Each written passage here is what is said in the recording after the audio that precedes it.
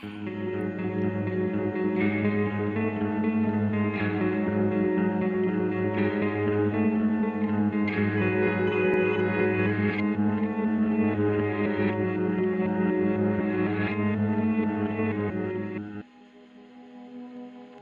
guys, welcome back to Spooky Tuesday, a weekly podcast where we're breaking down all of our favorite slashers, thrillers, monster movies, and black comedies on the new scariest day of the week. I'm Sydney Thompson. I'm Monica Height. I'm Chelsea Duff, and today we have a very special guest joining us. Ashley, would you like to introduce yourself? Hi guys. Yeah, I'm Ashley Reese. I'm a writer. Um, you might have seen people yelling at me on Twitter. That might be Big Twitter personality. Yeah, unfortunately. Oh, it's so mortifying. But yeah. And yeah, happy to be here to talk movie. Thanks for joining us, Ashley. Ashley and we're internet friends first, actually, before we became in-person friends. But I was telling Ashley all about this earlier this year because this episode kicks off something very special that I've been planning for a long time now. Sort of around this time last year, like I would say approximately 48 weeks ago or so. Quick math. Yeah, I know some math. That was pretty cool. Thanks. But approximately 48 weeks ago or so, I saw a movie in theaters called Kingdom of the Planet of the Apes. And I did fall asleep during it, but I saw enough to be intrigued. I saw enough to know I want to know more. And I figured the best way to start would be to throw it all the way back to the originals, the 1968 movie, Planet of the Apes. And I was very quickly hooked. And I also very quickly came up with the name Planet of the April. And this was both very fortuitous because it is an incredible name and it guaranteed a spot on the calendar for that theme month, but unlucky because it was the first week of May. And so I had to wait a very long time for April to come back around. 11 months. A long time. But I've been talking about it with everybody this whole time. Ashley, I gave a lot of spoilers. Monica and Sydney, I've really been trying to preserve their experience. But I'm so excited to finally kick off Planet of the April. We're doing two movies this week. We're doing 1968 double feature. 1968's Planet of the Apes and 1970's Beneath the Planet of the Apes. And I'll read the log lines really quickly for both. Sorry, little spoilers. I hope you guys already watched the movies, but the first one reads, after being kept in hypersleep during a long expedition into deep space, an astronaut crew crash lands in the 40th century on a planet where highly intelligent non-human ape species are dominant and humans are enslaved. And then the second logline, 1970 Beneath, is the sole survivor of an interplanetary rescue mission searches for the only survivor of the previous expedition. He discovers a planet ruled by apes and an underground city run by telepathic humans. That's very spoiler. That's crazy that they put that in the logline, actually. I'm mad about that. Yeah. That's crazy. I'm glad I didn't do literally any research before I started watching these movies. I got to watch them totally blind. You guys tell me about your experiences. So my experience with Planet of the Apes is that I know I watched half of it in a Mexican restaurant. Like that's a good right way to watch it. Yeah, that feels like the perfect spot. Ideal place, actually.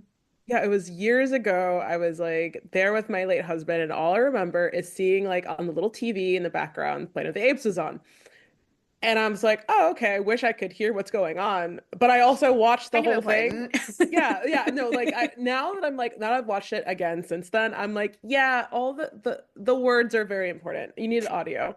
I've heard that, yeah, with this one. But like, yeah, but the sequel I had never seen before, and I did go in pretty much blind. And that, what a film.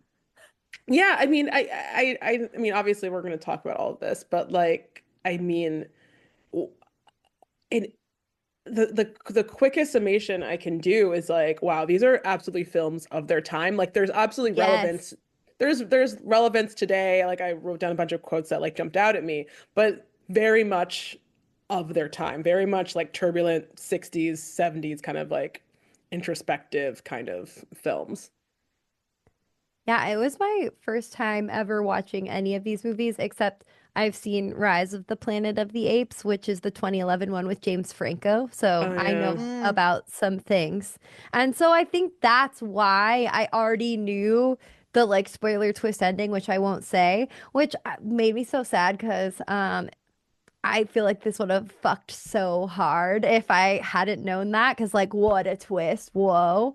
Hmm. Um, but I really enjoyed the first one. I have many thoughts about it. The second one, I text Chelsea the whole time and I was like, what the fuck? What the fuck? What the fuck now? What the fuck is happening No, now? What's same. happening now? Oh, finally they went beneath the fucking Planet of the Apes. Then I'm like, whoa, what the fuck is happening? It is truly a preposterous film. I already knew the twist for that one too because our friend was that for Halloween this year, but I luckily thought that she had dressed up as the third Planet of the Apes movie. So I was that was another shock for me to Hmm. see her costume pop up in this one instead. So I was actually not spoiled.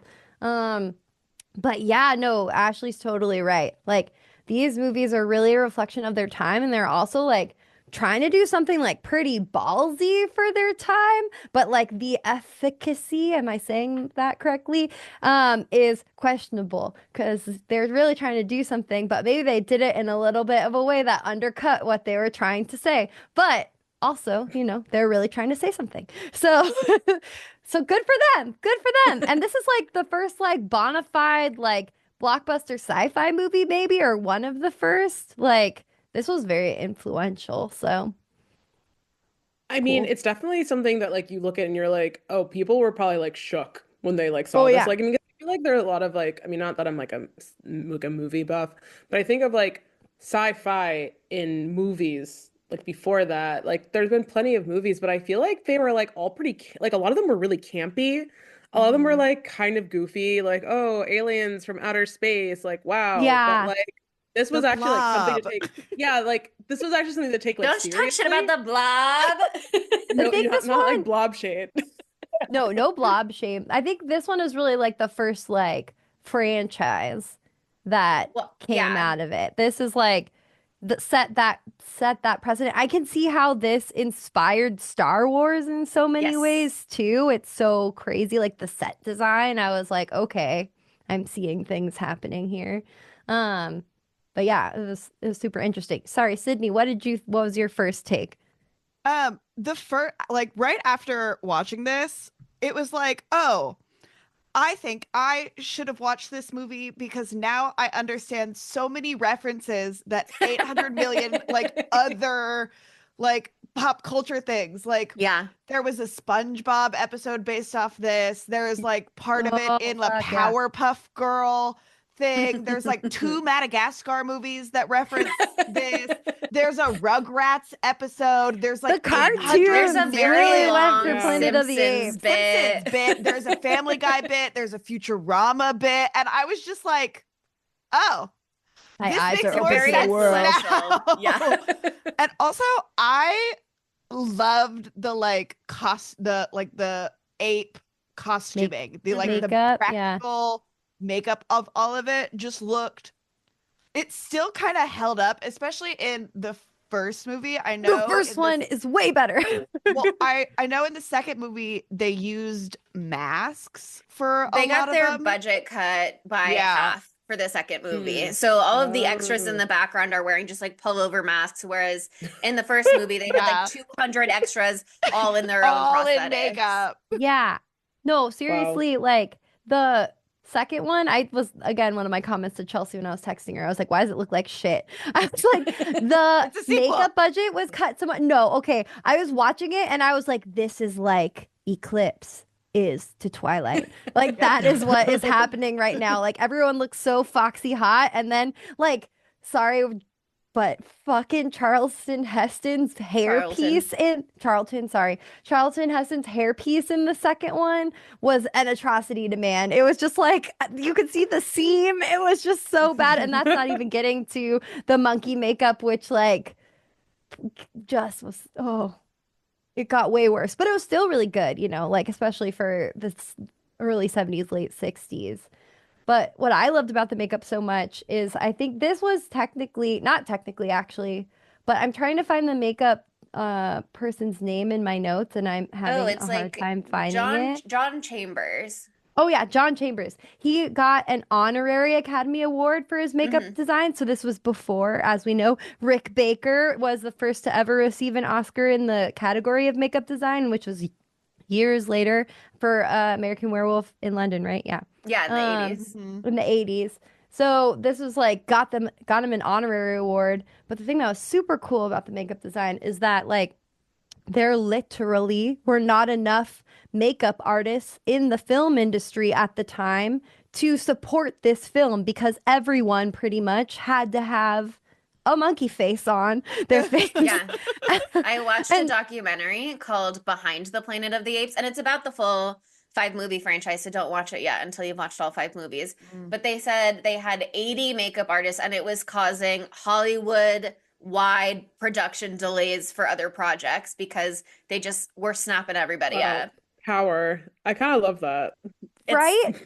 very But it's slutty. actually so influential because there was such a lack of makeup artists, they had to fucking train people from scratch. And so they like would do a little classroom and like teach new people in the industry how to become makeup artists. And the makeup artists that were trained on that set went on to become like very influential in the industry for years to come. So like this movie literally touched movies for years on because those people were touching the actors' faces, putting their makeup on.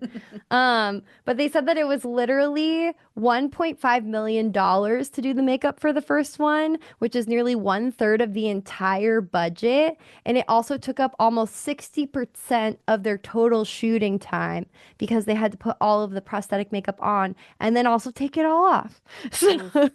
So, Wow. this brutal, but it had a really like stunning effect. Like it looked really good. They could emote pretty well with them. Oh yeah. Um, the Yeah, eyes were it so was piercing. a bunch of different individual pieces. Like their chin piece was separate from like their nose piece and stuff like that. But they talked about it in the documentary, and they really it was like very innovative scientifically for the industry what they were doing. It was very new stuff. Because they really needed their characters to be able to emote. They were very, very worried about the ape makeup coming off looking silly and like comedic, and they really didn't want people to laugh, and that's part of Yeah, why they cast that so would many take you like out of it. well-known serious like stage and film and TV actors for those roles, even though you can't see them, because they were like, we really need someone who can carry this underneath all of the prosthetics. But they said they really needed to like exaggerate all of their expressions, and then it would kind of like read through the makeup. But it's just super interesting. But yeah, I mean, it's super influential generally speaking for the industry.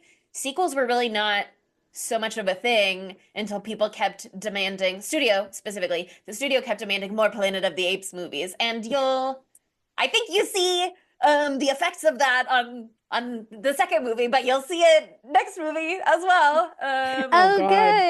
good. But I I'm think so Yeah. glad. we can start just talking about the first movie on its own, because it is like a revolutionary movie. Like we were talking about, its place in history is super interesting, but it comes out in 1968. The civil rights movement is still going on. Martin Luther King Jr. is assassinated like 3 months later. JFK assassinated in June. This comes out like February RFK. 1968.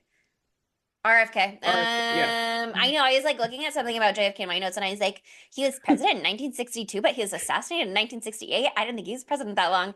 But I just moved on with my life because I'm not really a history girly, Yeah. but I read articles for Well, this. yeah, 1968 was like 1968 is like the craziest, pretty much like the what I consider like the Oh my craziest God. year in like in Oh my American God. history.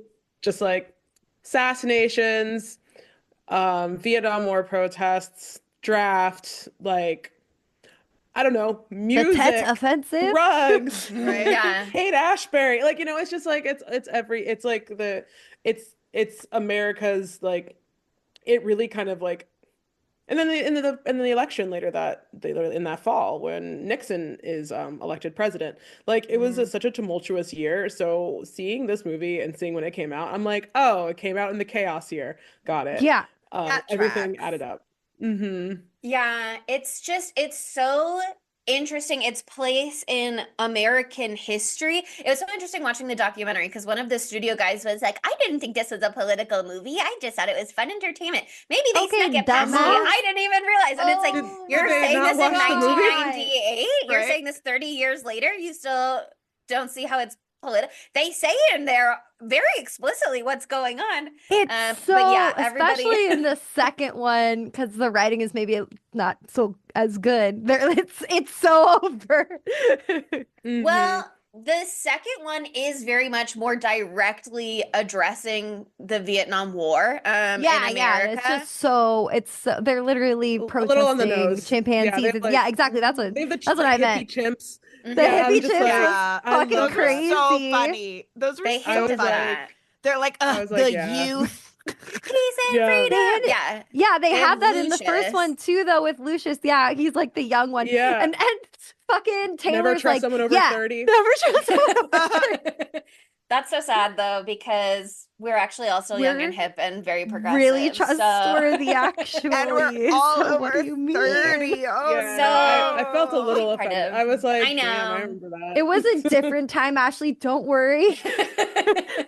Being 30 is cool now, Being right? is really cool now. I mean, I also think about the fact that, let me just look this up. I think that Please. especially just like the youth divide is so interesting because, let me see. I don't know if I think you had to be over 18 in still in 1968 to vote. You, no, not until 1971. The voting age was lowered. So you had to be Was it 21 21? before it was 21. So in Oh. 1968, if you were like a young Damn. adult, if you were 18, Oh, so you could be drafted, frustrating. but you couldn't vote. That's Like, fucked. if that ends up being wrong, That's please cut this so part out. But fucked. I'm pretty sure that's the case. We They weren't say able to vote wrong until, things like, all the time. We're 16. just trying our best. We're all just Yeah. poor people talking about movies. Here's my thing. and I feel like that too. Like, if you can join the army and go to war, like, you should be able to drink, lower the drinking age back down to 18. But yeah, Oh, the drinking it age was used to be 18 in some Reagan. places. Like, Yes. it's Most yeah. places. Amendment Yeah. 26 to the Constitution was ratified on July 1st, 1971. It lowered the voting age for all Americans to 18 years old. Mhm. So you were right, girl. Okay. That's wild. Knew it. Yeah. But yeah, I mean, but like, I mean, the movie, you know, when I was watching the first one, first I was like, oh, you know, maybe this is like a commentary on like race relations and stuff like that, especially like For since sure. it's like obviously an American film in like the 60s. And I'm not saying it wasn't about that. Not saying it wasn't about Yeah. those issues, but like towards the end, it became way more like of an obvious, like, this is like a Cold War. Like, this is very Yeah. like Cold War Yeah. heavy and very like, let's not blow each other up. Yeah. I think or like, they're trying to do yeah. too much, and they're trying to talk about everything, and so some of their things get a little bit muddled. Like muddled. their focus Yeah. goes blah, blah, blah, all over, like the Well- many issues of the late 60s. right. For sure. I think some of the muddled is like part of the point sometimes. Because the whole thing is they're talking about religion versus science, which is a huge theme. Yes. They're talking about animal testing and animal, like, studying animals. They're talking about racism and classism. And there's one line in particular in the first movie where they like call it out pretty explicitly in the beginning when we first meet Zira in the Yeah. laboratory. After movie starts, astronauts crash on this planet. They think it's been 700 years. That's how long it's supposed to have been in Earth time. So they knew they were going on a mission that they wouldn't necessarily ever be able to return to their own time. But something went wrong. 2,000 years have now passed. It says, their equipment says that they landed in 3978, I think, which is interesting because then in the second one, they're like, it's 3955. And it's like, all right, Yeah. whatever. People's equipment I is not noticed that. working. And that's what I chalked that up to. What Their ti- equipment is clearly What year faulty. is it? What year is it? Whoever really? set that Nobody dial asked didn't Zira watch or the first Cornelius. movie. They had like one job though. The Yeah. easiest job you can do is just make sure that was consistent. Yeah, They come also on. Where's call the continuity Cornelius error, to- people? They call him a psychologist in the second one too. They're like, you two psychologists. And it's like, actually, Uh-huh. Cornelius is an archaeologist. But They also like change what Brent is like fucking Brent. It's terrible. no, I what love his Brent. whole modus love Brent. operandi is for being there. At first, he's like, we were following right behind Taylor, and then at the end, he's like, and this was a rescue mission for Taylor. Yeah. How would you have known for it to be a rescue mission? Right? How would you get couldn't have there known. in time? It's one That of drove me those nuts. things where you kind of just have to go, Okay. they're doing their best for a No, it's just sci-fi funny. premise. It's just funny. It's just But funny. yeah, it's very silly. Again, that is just like the fault of the sequel. This movie was made without ever intending to have a franchise built around it. Yeah, And 'cause they based end on the a book. movie. They end the movie going, that's the end. And then they go, oh, second movie, there was a second ship of astronauts. You don't remember the second ship of astronauts? It was right behind the first ship. And you can tell that they're repetitive. related because he looks exactly like Charlton. they're both blonde. That's how you know. I think Brett is way hotter. I think He Brent is. way hotter. Well, Way I think he's hotter. way younger. Also, He's younger, so yeah. He's Also, I gotta no say the women two. on that second ship. I know. know. He says Okay. Stuart was gonna be their Eve, and they were all. He said Right? something like, "We Yeah, were can gonna be we hot talk and about eager that? for her." Eight They're of like, you no are gonna DI go hire to here. town on this one woman. My God, that is Honey. not the right way to repopulate the planet. That woman Not smart. got off so easy. I'm so glad Thank that God she she I'm died. glad she died. I'm glad she fucking died. I'm so glad she died. Here's the thing. This movie is trying to make so many political statements, and none of them are about women's rights, to be so clear. Though that is not one of the things that they're fighting for here. No, they were like, women should be silent or dead, quite frankly, because Zira is very outspoken. How dare you? Yeah, Don't that's erase true. Zira's That's accomplishments. true. Listen. Is she the But only then like we've got female Nova. monkey that we really Yes. like That's it, that we really yeah. see interact with? Yeah, I mean, That's we like true. That see is some, true. but, Yeah. like, yeah. and let's not We see forget a in the mom. second Representation movie. matters. Yeah, there was a mom. Yeah, at the But in the second movie, let's not forget where they're like, what's wrong with you? And they're like, oh, Cornelius hit me for misbehaving. And he's Wow, like, yeah. that "Hit was him Zira's idea. She's thinking quick on She's her quick feet. on her feet. But Yeah, still, she's that like, was so normal. They were like, oh, thank God you did oh that, my actually. God. And honestly, it's not even a And problem Cornelius that was like- Cornelius hit me, Cornelius except was his like, "Why am I in nails it?" are so long. He was like, and I'll do it again if she gets out of And then she line. looked, she's like, you don't say that, only I say that, Cornelius. no, I thought that was like it was also just so indicative of like I don't know. It's like yeah, James but Bond. but Sometimes you gotta hit a woman around to get her to do what you want. Yeah, That's like a quote but from it- James Bond. But I do like that Cornelius was like, "Whoa." Like, everybody's like, Oh, not in my he would household. never Yeah. Cornelius would never hit Zira ever. No, period. never. No, It was No. just day never. one, Zero ride or runs die. shit there. But she had to do what she had to do. Oh, I wanted to say this when we were talking about the makeup. The only thing that took me out of the makeup in the first one, everything took me out of the makeup in the second one, to be clear, was when they kiss, when Cornelius and Yeah. Zira Oh, kiss, and they're like, "Ah, ah." I was They like, talked wow. about that in the documentary too, because they couldn't feel anything, obviously. They can't feel their prosthetics, and so they're like trying to like, how do we make it look like we kiss without our prosthetics folding in on themselves as we smush our faces together? They should have cut to So- a close up of two monkeys actually kissing. Uh-huh. That would have been 1,000 times worse. I hate that you just said that. But yeah, I they know, really made her picking out throw in the that like, oh, Cornelius, so that you know it was like a romantic, sweet little moment between them. Yeah. Because otherwise you're like, what? What were they I doing? ship it. I ship them I so hard. support them, but Zira's very horny for Taylor, and I just think Yes. that does need to be Bright eyes. acknowledged. You think? Bright you eyes. think? But I was so inspired by watching these two movies yesterday that I read the fucking book from yesterday to today. And you think they're horny in the movie. No. They're much hornier in the book. Nothing ends up Oh. happening. I'm sorry to spoil that for you. And Devastating. the part where she's bestiality like, in the book. but you're so ugly. The parts Mhm. where she's like, you're so ugly, but okay, I guess I'll kiss you at the end of this one. Okay. In the book, they're like having this incredible incredibly sexually charged moment before like Taylor is leaving and his name is actually Ulysses because he's French. And all of it is French and it's a French author and blah blah Sure. blah. They're like about to have a passionate kiss. And then she's like, I'm so sorry, but I just find you so unbelievably unattractive. I can't kiss you. That's a direct quote from the book. Oh my I God. like it better in the movie where he goes, I'd like to kiss you goodbye. And she goes, but you're so ugly. Ugly. Okay. You can almost hear it like, So you're so ugly. funny. Stop. No, I'm married and you're kind of ugly. Wait, But you know, if you know we haven't, insist. you know we haven't mentioned yet though, Nova. Can we talk about Nova for a second in the please. first movie?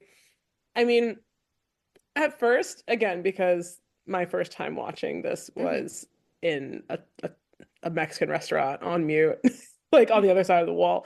I was kind of curious about her. I mean, I knew that she was going to be the focus for all because as soon as they like zoomed in on this like 60s Beautiful bombshell, like it was Bambi like, eye, yeah, yes. With I'm like, perfectly straight white teeth. Yeah. and the That's big the way they grow in hair, the like, wild. I was just like, okay, she's gonna be like the baddie of the movie. But Yeah. like, when Taylor at first was trying to like communicate when he was in the cage and he was like trying to like write out stuff, when she like smushed it away, I was like, does she know something that like that we don't? I mean, I guess maybe she did, but I think like, it's like when you're on the computer and your dog like is like, no, pay attention to me, and like puts its paw on you. I was She just thought they like, were playing, I think. You're like, I was wondering okay. because I was like, oh my God, maybe she knows something, and then it just never No, No. she sure told it. doesn't. But I do love that like when they were trying to like when they were trying to break Taylor out, and he like insisted on bringing her with him. You're like, we can't That's my have her. bitch. We And he's bonded like, in no, here. she is my ride or die. We are I'm bringing my Look. 60s baddie with me. He said, Like, I love a woman that can't talk actually. My That's boyfriend not made why a he comment. loves her, but it gave him space to grow his feelings without any feedback. I like Uh, I like how he like was like, can you even love? And she was just like, Can you love? But he'll take what he can get because, okay, like I said, the premise of this movie is four astronauts in the beginning. They're going on this deep space exploration. Their plan is to return to Earth, and 700 years will have passed in Earth time. It's only 18 months for them, 6 months of exploration, a year in cryosleep. But they know that by the time they get back, Taylor has that opening monologue about I how liked that a lot. I know Yeah. it's so incredible. He has that opening monologue about how by the time they get back, like the world is going to be so different, blah, blah, blah. He says, tell me though, does man marvel at the universe, that glorious paradox that sent me to the stars, still make war against his brother, keep his neighbor's children starving? And like, I think they talk about this maybe a little bit more explicitly in the second one, but in the first one, he's talking to Landon, and he's very much like, everyone we know is dead now. Don't worry about Stuart. First of all, she died a year ago when there's an air leak in her chamber, I guess. But So callous at times. yeah, he oh yeah, says, especially right after the crash. Like everyone my else He was God. doesn't just give a like, shit or can- fuck about Yeah. Stuart. yeah. He was just like, That's supposed to be y'all, their this Eve. they're like, this is a joke. This is ridiculous. Like, let's not like be cute. Well, he's very Like, don't feel myopic in feelings. You know what you general. signed up for. I'm like, okay, well, that was 2 years ago, and now I'm facing the realities, and sometimes that's scary. Okay, Yeah. Taylor. Not a safe space but like for feelings. I really did like his opening. Like, I mean, it was, you can just like hear the like cynicism in his voice where he's just Yeah. like, yeah, I'm You sure. understand right away why that he went on this mission. And he's just like, that like he's skeptical of the idea that humans have evolved that much in like however many hundreds of years he assumes has passed. Which again, like it's just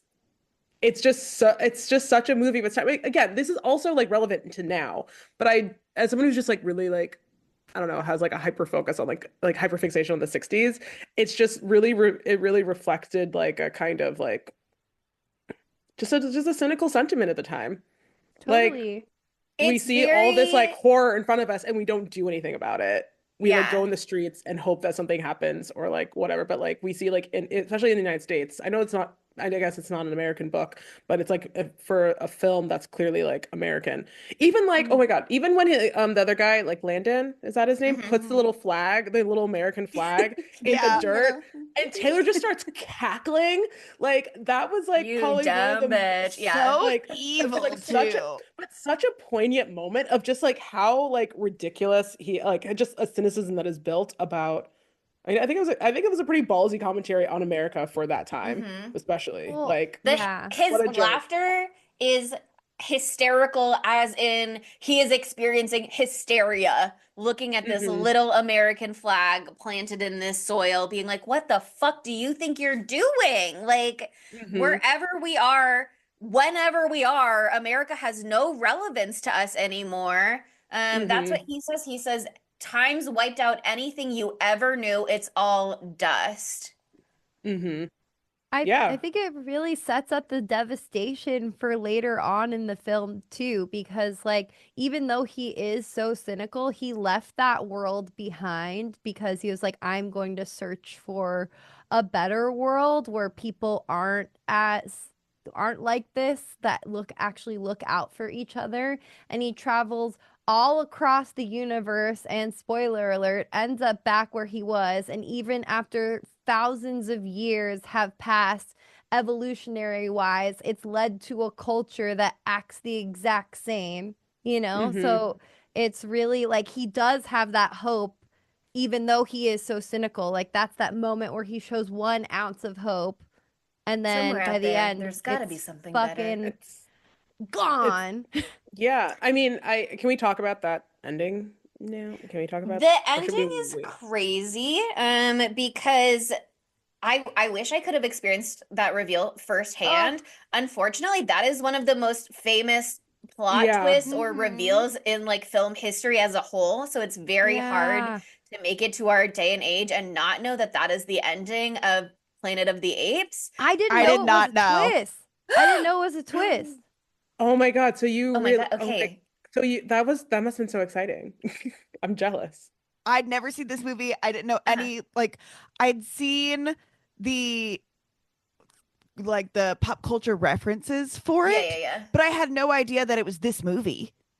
And so when it Mhm. happened, Oh. I was like that's when a lot of stuff clicked for me. I was like, "Oh, Oh. I Damn, that's so get awesome. it." I'm so fucking jealous. Because I just was like, I thought we were under the assumption from the beginning of the movie that it was on Earth. And Well, I do think so, it's a little, they could have yeah. made it more for clear. me, I was just like when they landed, I was like, that looks like Utah.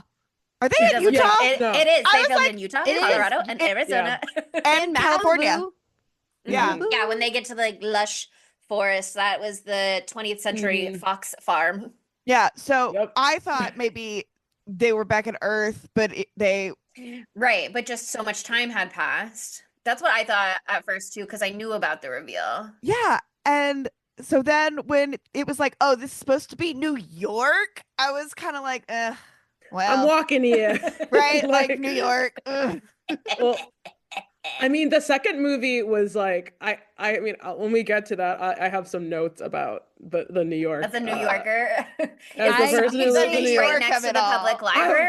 that was my thing where I'm like, I love how Radio City, the like Everything's right Stock next to each Exchange, other, as we know. Grand Central are iconic all in the same shit place. stays iconic after thousands of years. You I can't get was rid of it. like, You just Queensboro. stand there, you can see all three from one point in the street. I was like, wow. I was like, either that or they've like went through like the length of Manhattan really, really fast. And they're just they're like yeah, going through they're it like hauling that down there. ass. Yeah. But yeah, no, I think just like I thought that the first one, I mean, I really did like the kind of like debate between science and religion, but also like So anti-religion in many ways. I loved that. yeah, which I get Mhm. was like it's really which is bold for a movie of that time. Yeah. And I think that also like in a way, I mean maybe not so much right now, but like I feel like for like most of my life growing up in like LA where like it just didn't feel like, there just didn't feel like the boot of religion on me too much growing up. Yeah. That I think that like it kind of forced me to take seriously the fact that like especially in the 60s and even like, now there are still ways in which like these things are like really heavily debated or like just like you're just encouraged not to talk about these things or not to challenge um religion or certain dogma or this and that. And I kind of like forced me to be like, oh yeah, this was actually like this like kind of church and state, religion and science divide was actually like Yeah. very important. Well, And it's still going on And here it's still in going the on. Bible I Belt where I am, because my God, you say something that is, all this kind of stuff, and they will hop down your throat. And you're just like, oh, I bet. No. And it's made even more overt in the book. I will be bringing up some differences. There's some like nuances from the book that they couldn't reproduce in this movie that I think kind of like budget where it was constraints. a shame. It was budget constraints because like in the book, just I'll say this real quick before I forget. Like you know how in the movie like they're like flying a plane. What's a plane? What is this paper plane? Throw it on the ground. Like that whole thing. Okay, like their society like stopped the like industrial revolution at guns or whatever. But in the book, they had everything pretty much that we had. Maybe not they didn't have space travel or that kind of thing yet, but they had But they had gotten planes.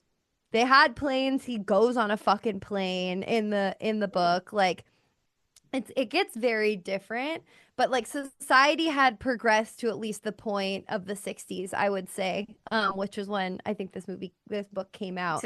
Yeah.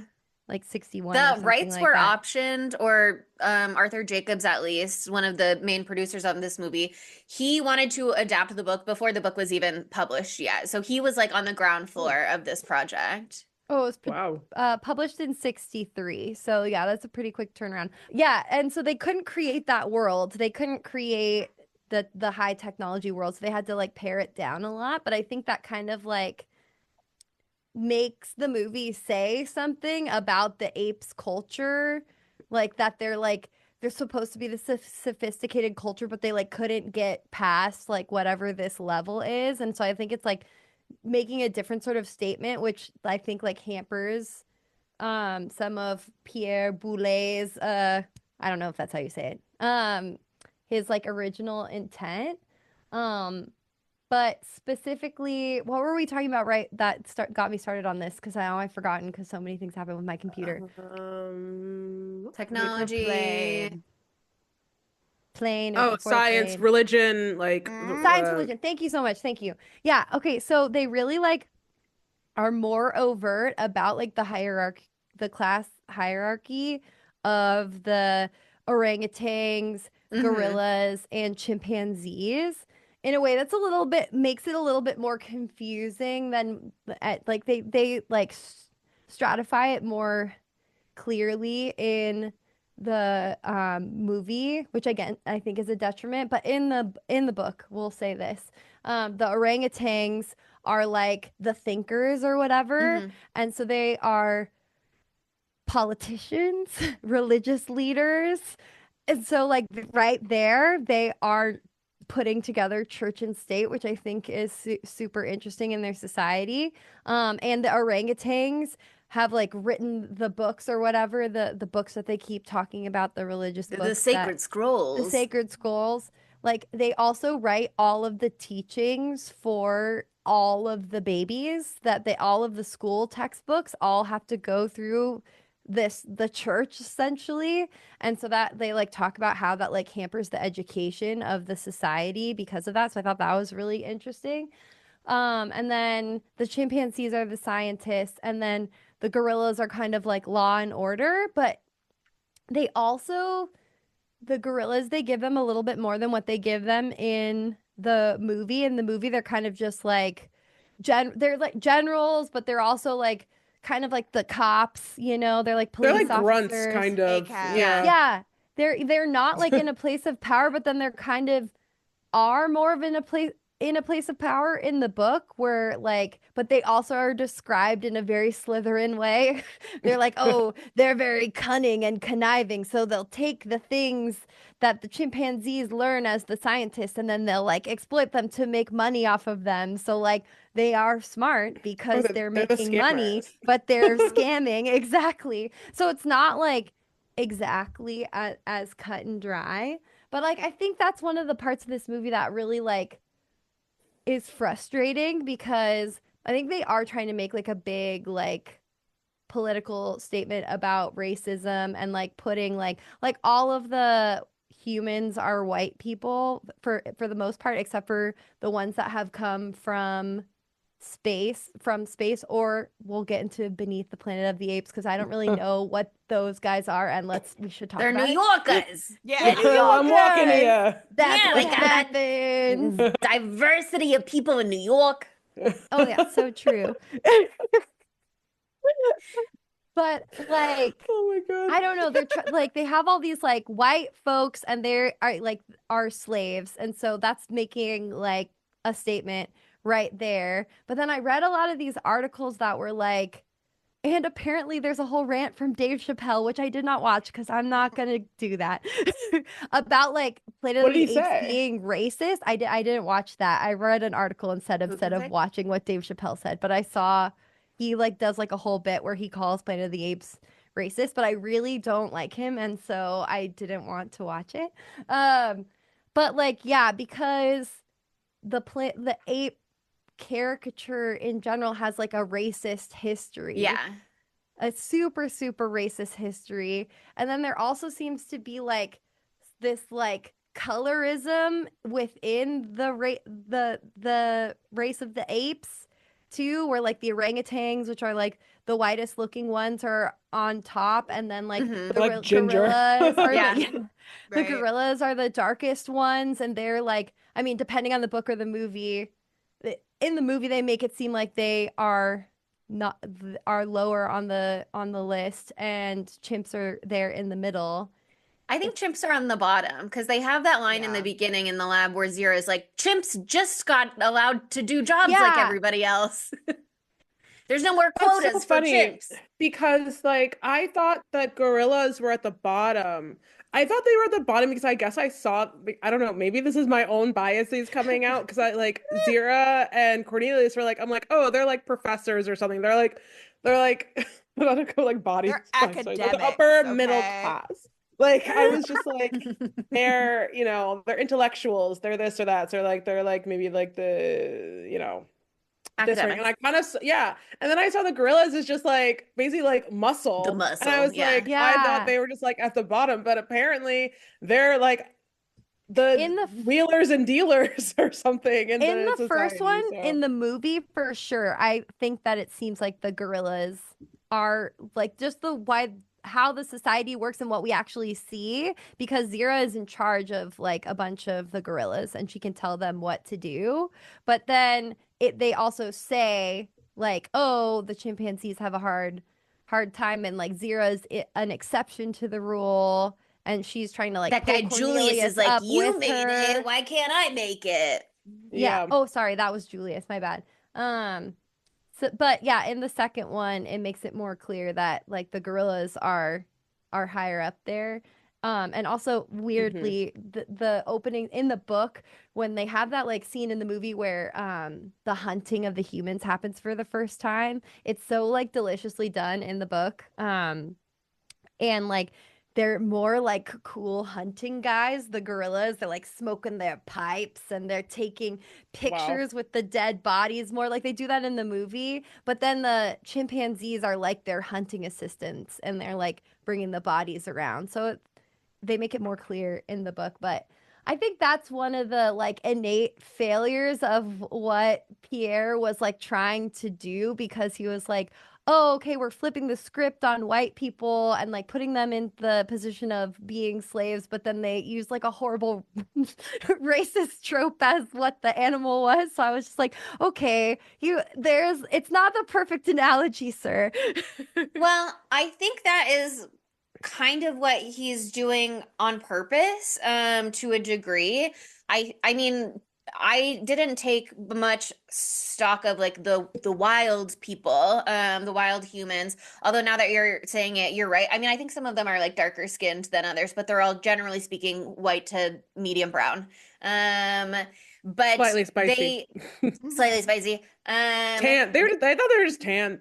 Tan There's white that people. quote It was in the interesting. second one too, where the main gorilla is like, "We don't blame the humans for their Oh, white for being white skin. Yeah. Yeah. They're Although all, I guess anyway, keep this going. is New York. They're all Italians, okay?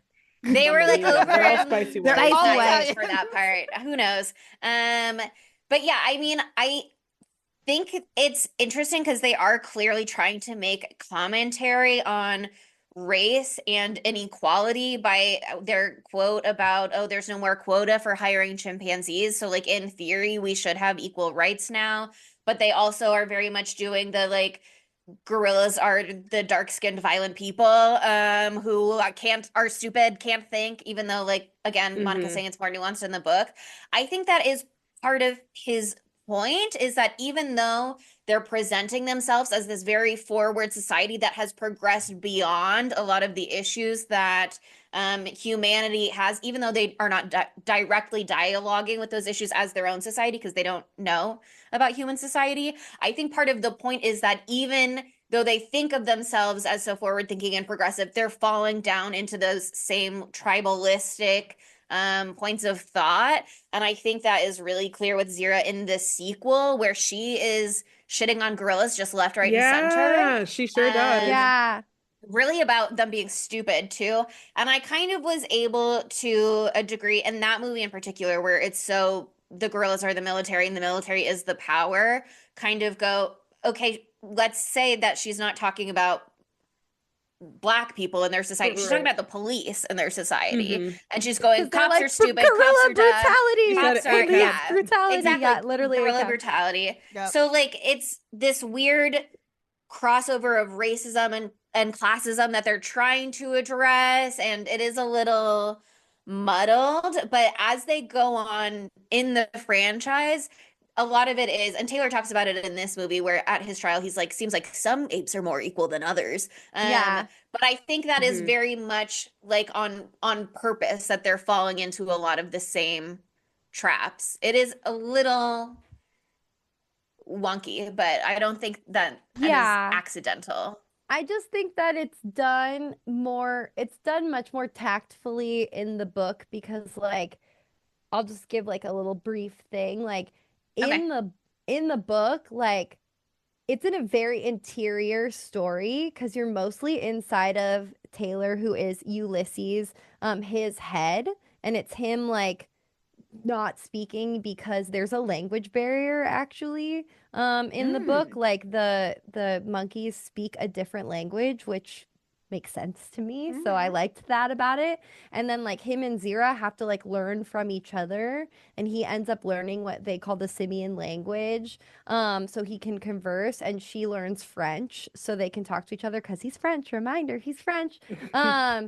And also like other things that are different. The lobotomy thing doesn't happen. The other guy just like loses his Lantern. mind and yeah, he's a completely different character, but he becomes like the other humans just because he's so shaken by, I guess. He kind of like loses it because he's so shaken by like the society being flipped on its head. But it's never like confirmed that anything ever happened to him, and he didn't have any scars or anything like that. So I think I there's would like that aspect. more, honestly, Yeah, in the I like movie. that. Yeah.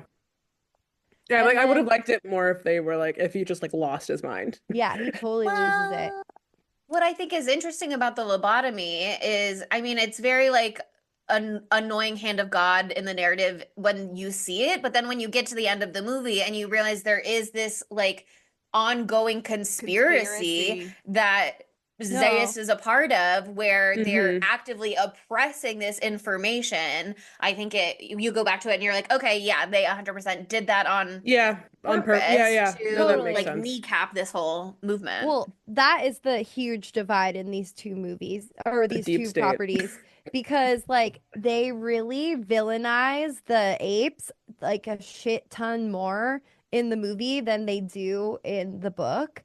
In the book, after learning the simian language, like he comes out into the world and does like similarly the trial, but it's a completely different thing. And he goes in front of like literally hundreds of monkeys and he like gives a whole speech explaining who he is and like arguing that he is like them and doesn't deserve to be in captivity. And then they accept him and they say yes, yeah, bitch, just wait, buckle up. They accept him into society. They give him clothes, which is a big deal. It's like Dobby, it's crazy. I'm sorry, I keep bringing up Harry Potter, but it's coming up a lot right now. There's just a lot of parallels. We get it. We get the references. So the second movie, especially once they're bringing in all of the powers. Yeah, but like it still does fall apart, but it falls apart later once Cornelius's character in the book finds out that they came from humans with that archaeological discovery. Then they get scared because they're like, if we came from humans, and he also knocks Nova up. There's like a whole weird part where they fuck for a long time and it's very animalistic and there's a dance. I mean, the French would do that. Yeah. Yeah, they're like, it's crazy. There was this whole part where they're like, it was insane. The men, they did this dance. Insane. It was like a mating dance from a bird. And he's like, I found myself doing the dance. And so he knocks her up. She has the kid. The kid can talk. And so it's like a huge deal. Also, Nova like gains the ability to speak more than just that one moment we get in Beneath. We'll talk about that later on. But like, yeah, so like that's when everyone turns on him, and after he's already been accepted, because everyone starts getting scared, and then Zira helps him get on a spaceship and go into outer space. That's the end. I want you to just remember all of this as we move through Planet of the April, because you're saying a lot of things that will be relevant going forward. Oh yeah, okay. Yeah, I will get into like the very end of that because I feel like they'll use the actual end of the book in one of the other things. I will say they did think about for the sequel, is Nova pregnant, or they thought about it for the end of this movie, and then they were not really willing to address the would the baby be able to talk, would the baby be like Nova, what would that mean for the baby, what does that mean in general, so they cut it. And for the sequel, they entertained the idea of like, what if there was like a half human, half ape child? And then they felt like the idea of interspecies relations beyond that one little kissy would turn off the family-friendly audience potentially and affect their rating. So they abandoned that idea as well. Go ahead, Ashley. You have something Wait, hold up.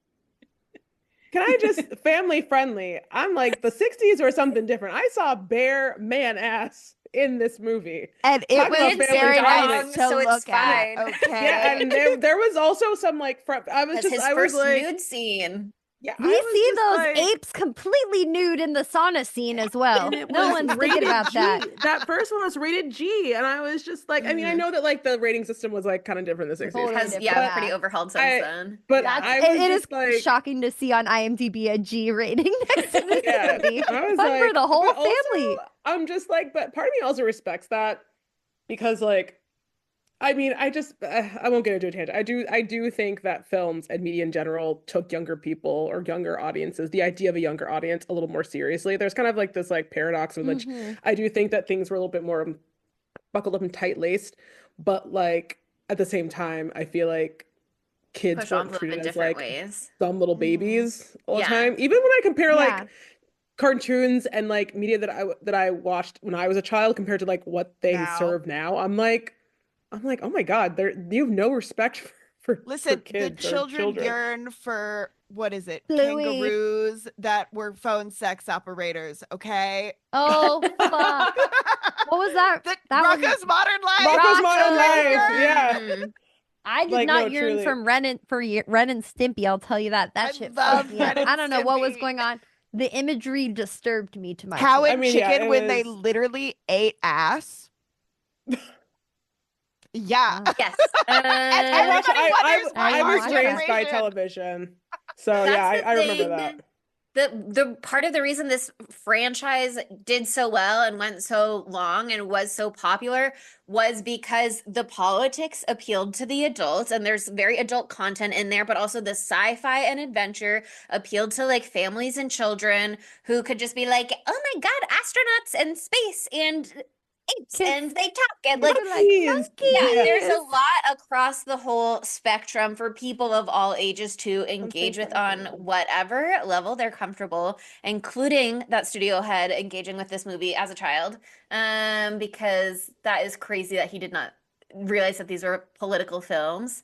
Which I mean, that's just I mean, okay, I'm just looking How do you at this not one. see religion versus science at the core of the themes of the movie and not think Or political? That's like that guy or who just wrote like Nightmare on Elm Street 2, Freddy's Revenge, the gay one, and he's like, Yeah. I didn't make it gay. What are you fucking talking about? Talking about. Yes, you did. Yes, you Sorry, did. continue, Ashley. there It's well no, so I mean there. there was just a couple parts where like especially towards the I mean the whole thing was obviously like It's a very very heavy-handed political. in the script. But like even towards the end I wrote down some notes that just like, you know, when they were reading like the scrolls about like the dangers of man, Mhm. I was like they kind of read man to filth there for a second, like man is like the Yeah. harbinger of death and stuff. And Beware also the like beast, man. but even just in like, you know, there was a lot of this almost like you pave paradise and put up a parking lot kind of like element to it too. Mhm. Even just like, you know, but there was also that part where Taylor was like asking who was like the head orangutan that we were dealing with. Zeus. Yeah, Zaya. And he Yeah. was just like, you're afraid of me and you hate me. Why?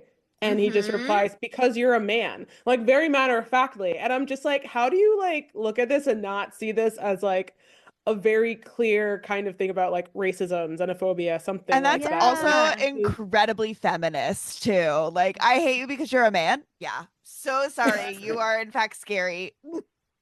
It was just like it's just so there was just it was I don't think like I think that it got more heavy-handed in the second movie than the first one, but For sure. like but it was just especially by the end when like you see that this was you see like the giant like Statue of Liberty coming out of the sand and he realizes that he's on Earth, he's in the United not just on Earth, he's in the United States and he's like in anguish on the ground, like just saying like you blew it up. You guys like finally did it. really You did finally it. blew it up. Which I'm just like, even if all the other science, like religion, race, caste system things went over your head, how do you get to that point and not be like, oh, Cold War? Like Yeah. interesting. Blew Yeah. it up. But it's Yeah, Want like him to you say it a guys fourth blew it time? up. Yeah, I don't like, know how the Civil War is, or not the Civil War, the Civil Rights Movement is actively ongoing and people are getting like hosed down in the street and then you The see them being hose is hosed down literally- in their yeah.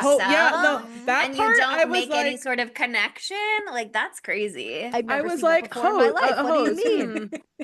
I was like, and seeing like the gorillas like almost like just like have this like kind of like sadistic kind of like glee as they're doing it, where you Mhm. can like, oh, you just like this was so. I immediately thought of like protests Yeah. and them like getting hosed. I don't know, an interesting thought process there, but okay. Well, I have an article that I will be linking in the show notes. It's from Politico. It is about the rise of the religious right in America and how a lot of people attribute it because this is the religious rights talking point, the narrative that they push. A lot of people attribute it to the Supreme Court decision on Roe v. Wade, but how actually, if you actually look at the history of it, it can be traced back to the civil rights movement and the integration of schools. Oh, wow. Mhm. And religious Christian schools were so pressed about having to integrate their schools and how if they didn't do that, they would lose their tax exempt status. And that is what like mobilized the leadership essentially. And then the leadership was like looking for a talking point that was a little more palatable to the masses. And that's when they seized on abortion. Oh yeah. But it's a really Mhm. interesting article. It's a really good read, and it just feels super relevant to this movie where, yeah, they're jumping a bunch across a whole bunch of different themes, but these themes in a larger view are all related. They're all interlocked with each other in reality. And so for the ultimate theme of the first movie to be revealed to be Humans had religion and science. They took science too far. They exploded the whole earth. This time, we're trying a more religious focused approach. We're just going to suppress science. And that's part of why I think it works, that they're like, our society is more primitive. Yes, they did that for budget constraints in terms of making the movie, but I think there is an element there that's interesting. That's like, we're just not allowing science in our society to progress in that way, because we're actively keeping it down to see if like just having religion and religion be the law and the lawmaker or lawgiver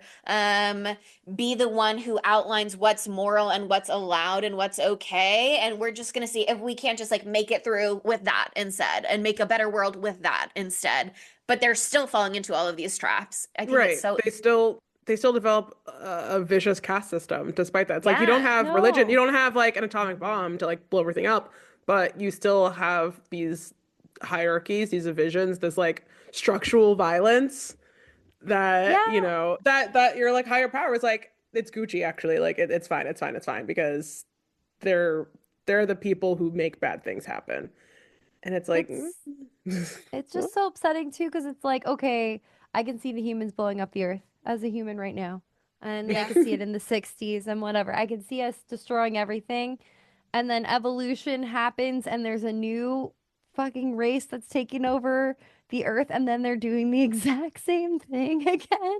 It's just like the exact same cycle is happening all over again, like history will repressing always repeat history. itself. Yeah, it's just oh my god, how bleak! How it's bleak very of an ending! it's a very cynical movie, but I actually think that that's kind of what was needed for. I think it's just needed not just for the time, but also now. Like a warning. I kind of like fuck around and find out. Like exactly.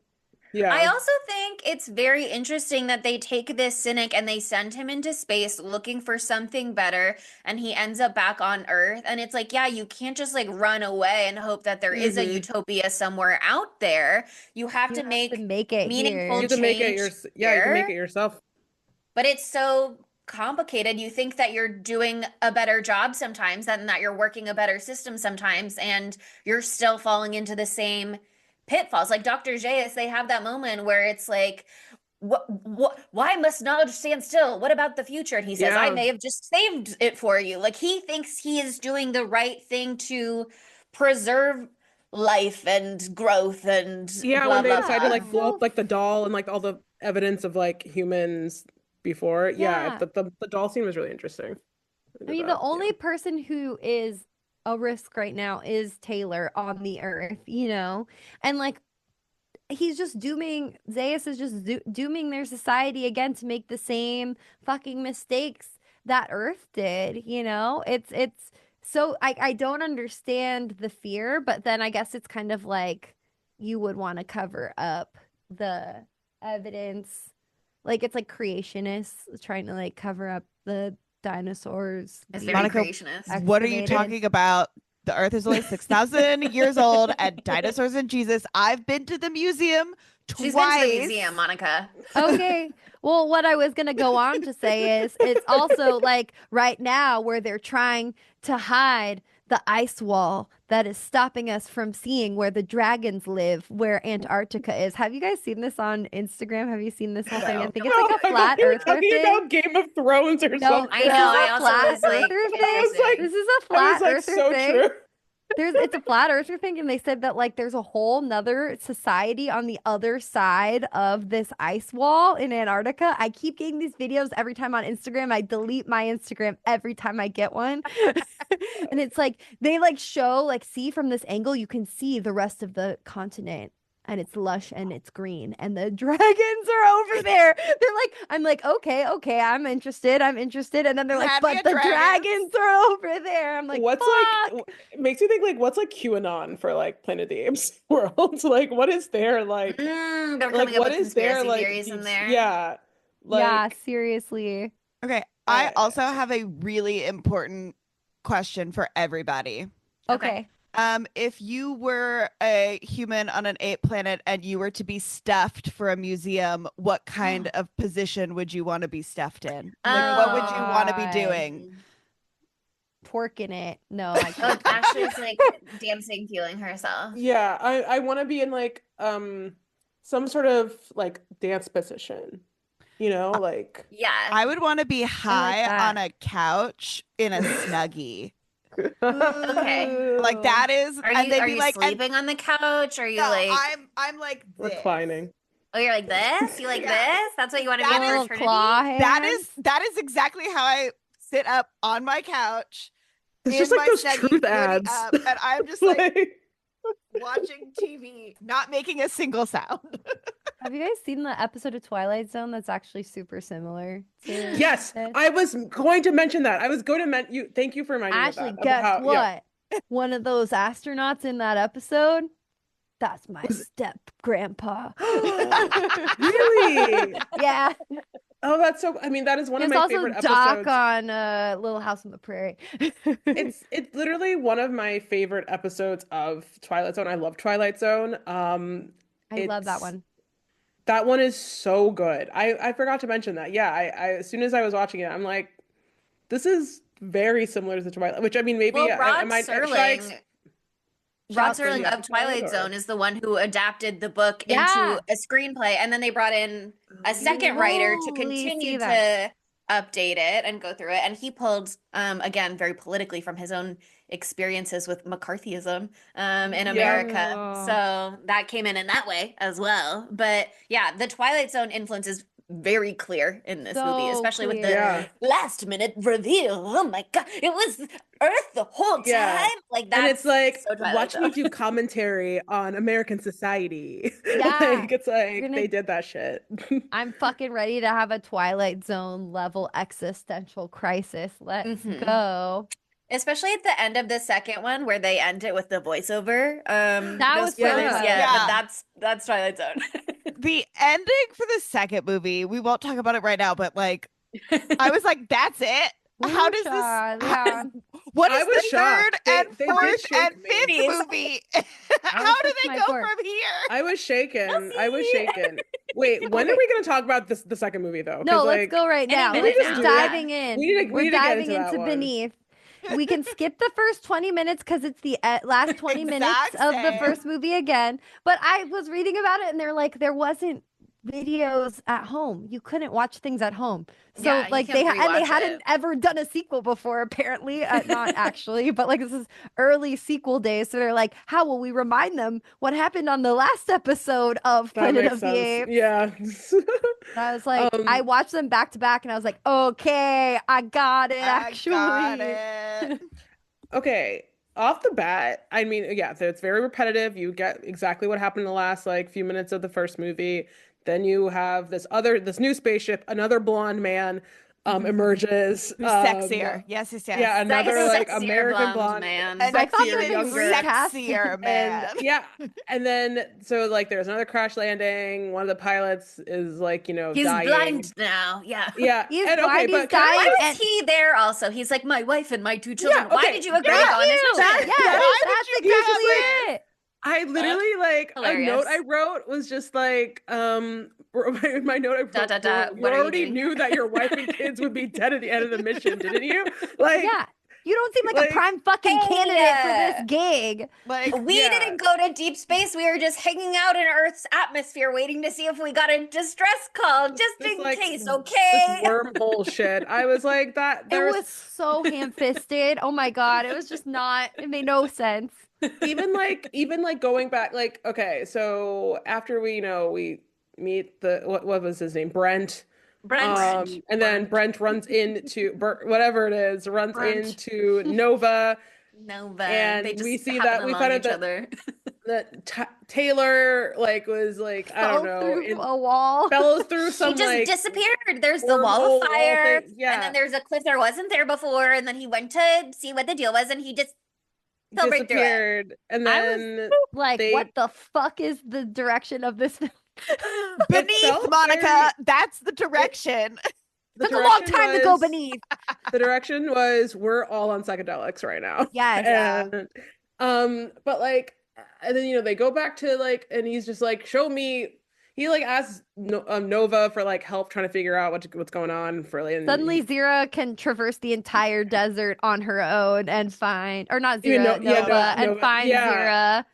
And so they go back to Ape Town and The city of the apes. I was like, girl, it's a whole planet. city, Right. the city of the planet of the apes. And Thank they're like you. trying to figure out if they want to go to war or something. Yada yada. Zira like They're embarrassed herself saying because she's like there's no food left. Like we're oh right, gonna it's like a be in scarcity issue. famine because those annoying humans are out here grazing on the crops and they're eating it all up. And so we gotta move into the Forbidden Zone, which is a desert where surely we will be able to replenish our food supply. It doesn't They're make sense. like, It there doesn't must make be much sense. something beyond the Oh, there I Forbidden hear Zone. words Yeah, of yeah. lush jungle jungles. Yeah. beyond. Yeah. But it's very Manifest Destiny kind of in some ways. But Yeah. I have that in my notes. Yeah. can I just The say missing like link of it all too, yeah, of like the missing link of it evolution all. with in the first movie with the Christianity science versus religion missing link. It's so on the nose. It's crazy. It's crazy that studio head is like,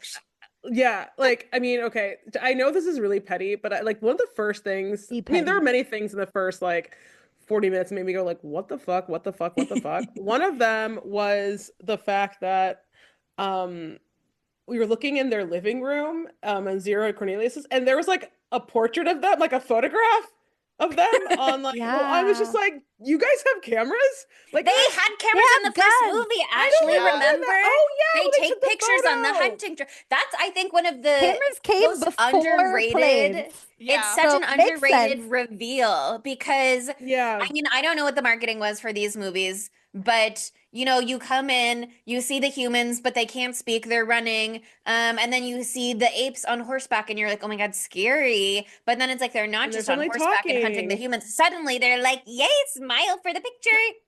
Yeah, Like, like okay, Taking their hunting good picture. point. Yeah, okay, I they're totally not forgot there, the about that. people, and we're the animals. We're the animals. Yeah, Which no, is why I okay, I think the totally forgot about enslaved that. narrative gets, I don't really think that's so much of a thing the way that they're presenting. It's very clear to Yeah. me in 1 and 2 that they're not treated as slaves per se, so much as they are just They're like lab animals to rats.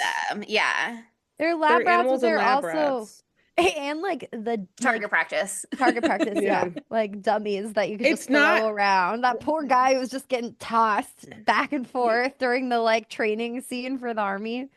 Yeah, I mean, which also made me, the second one did make me think a lot about, like, I know we're saying like the budget was like not as good, but like the stunt work, I was like, damn, like there's a lot going on here. But like one thing that I do think was interesting was like, wow, okay, I just lost. I was just gonna say something about what were we talking about just We were before? talking In their about- house, you the were talking photograph, they have about- pictures. Oh, yeah.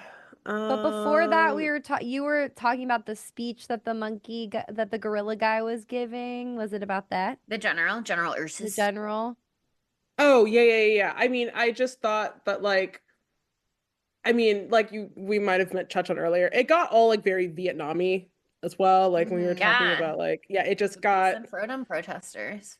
yeah, and then we get the monkey hippies. And when, oh my God, okay, but at the speech, when everybody starts clapping and then Zir's like stays clapping for so long just to be like, oh, this is what you want? This is what you like? yeah, She's being I such a love brat in Zira. the Zira best is way. my girl. I Zira is love my She's a girl. ride or So die. good. She That's why when is. she's being like she stands racist up for against the herself. gorillas, I'm like, she's just talking about the police, so it's okay. Yeah, Yeah, she's yeah, She's no, allowed exactly. to shit talk the police. I did make a note though, because this was still when I was like, aren't the gorillas like below you? And I was just like, damn, she's talking a lot of shit about how stupid the gorillas are. I'm like, a little sus. And now I'm like, no, it's the cops. It's fine. It's a little messy. and It's a little complicated. But I did like, sorry, go on. I mean, oh yeah, other than like the stunts and all that kind of stuff, I know like but it got like very repetitive, which was kind of frustrating for like the first half. It was like, another blonde man and Nova are hiding and running, and there's horses, and there's some men, and then there's some nets, and they escape the nets, and then blah blah blah blah. I was like, okay, like let's wrap it up. Let's wrap it up. Let's wrap it up. Oh, they get captured. Zira helps them. Yada yada yada. But like one thing that I liked, and I wish that the rest of the movie held up was like some of the reveals were interesting. Like I liked when they went into like they were like in the subway, like in New York and stuff like Loved that. that. And all that stuff. But like I just feel like everything was way more heavy-handed, but there were some like lines that like there was one line that really like jumped out at me that I wrote down was like when they were talking about like I guess Zira and Cornelius were talking about like the war and like the war effort or whatever, and they were very upset. I think Cornelius was like, Zira, we champ I think yeah, he's like, Zira, we chimpanzees are too few. How can we take initiative when they are in control? And I was just like, this is like so relevant for then, feels very relevant now. Yeah. Like Yeah. I was like, a few lines hit. I have my critique of this movie, but I'm No, like, some of the lines hit. I'm like, some okay. lines hit. No, it's But a lot of it interesting was that whack. a lot of it was whack. Don't And say a that lot of about the my whack, movies. a lot of, yeah, Chelsea, you're gonna have to accept some criticisms on these, but I get it. They are really, really good. But I think one of the biggest things that set them back for the sequel was the fact that Charlton Heston was like, "Oh no, I'm not fucking doing that movie. Are you fucking kidding me? I Oh, am not really? gonna do this movie." That's why.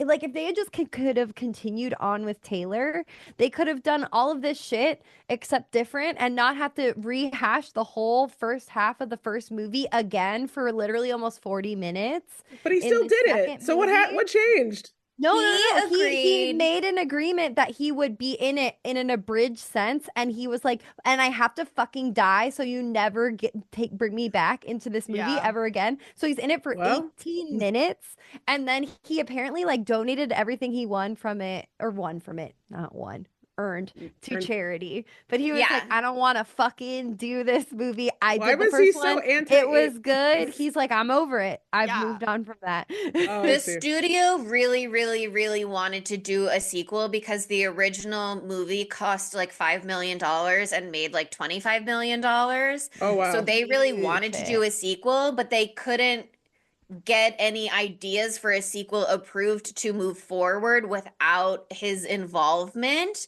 So the director basically went to him like begging, "Will you come back in some capacity?" And he said, "I'll come back if you kill me in the first scene."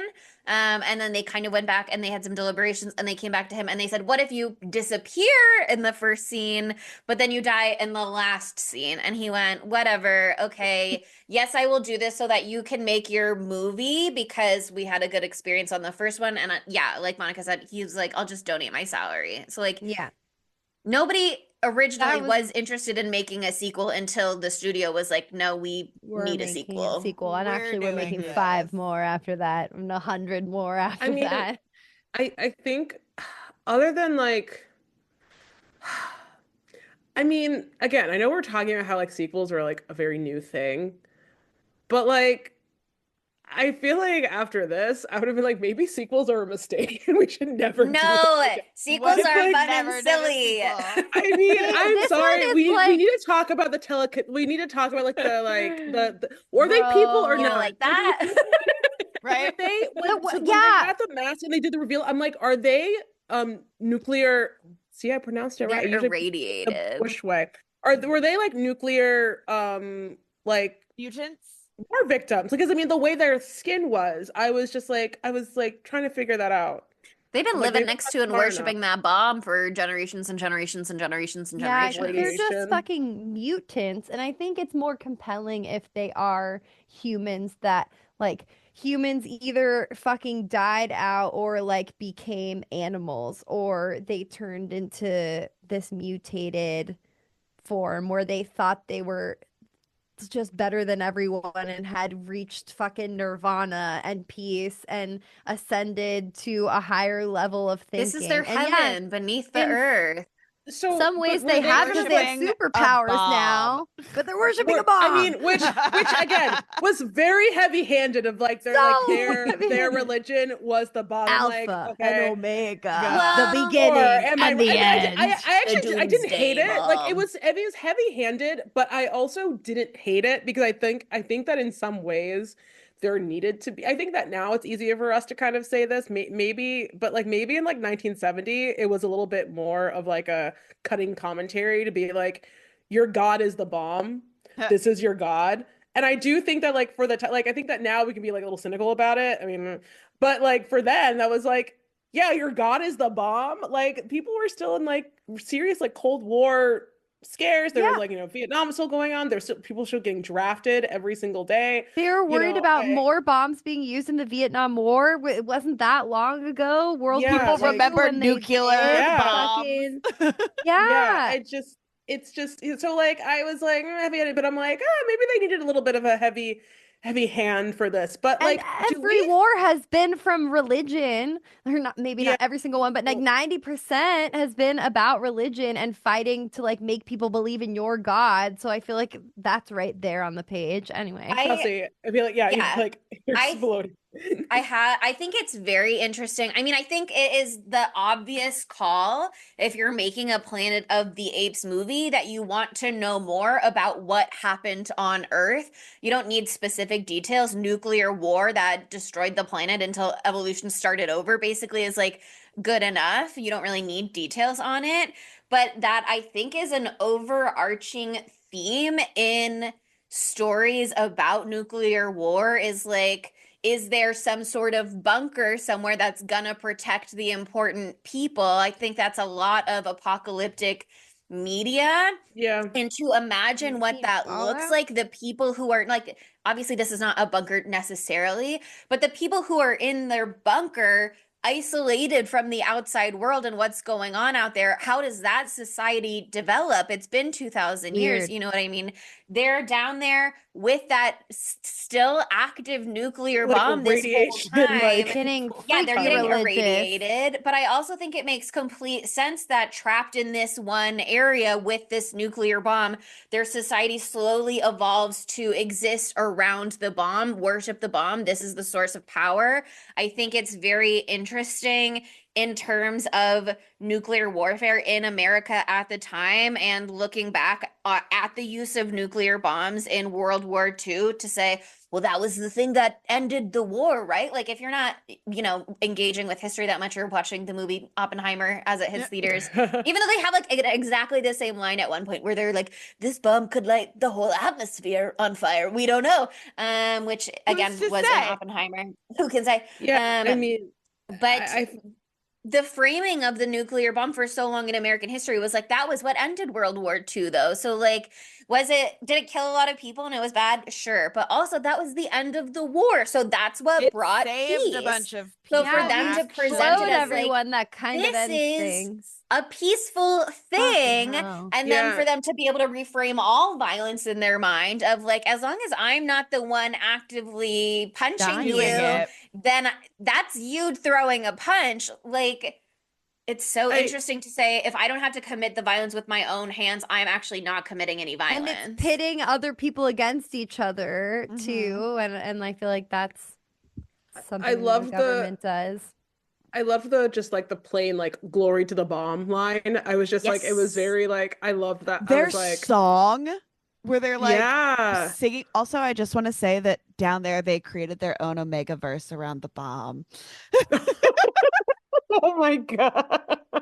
Thank you so much, Sydney. No.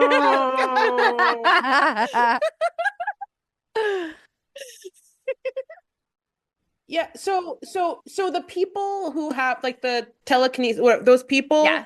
are survivors of the nuclear fallout and their ancestors and their ancestors. And so they've kind of like lived underground here and they kind of they're thousands of years of being in this like a silent place kind of like thing that made them start to communicate just by like thinking and not And speaking or that's what whatever. happens when you evolve in the city of New York. York. New York. New York, baby. Hey. You're thinking I'm walking here, like, but you're That doing Yeah. New like York telekinesis water shit. And then all of a really. sudden you're like, I'm walking here, and then that person is in immense pain.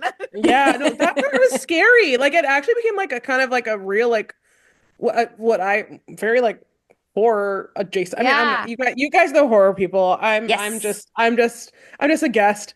But like, it really did get into when I guess whatever the I keep wanting to Nova. call them aliens, but they're not aliens. The But like No. mutants, you can call the them Yeah. mutants. the mutant Mutants. people like control his mind and try to get him to kill Nova by like drowning her.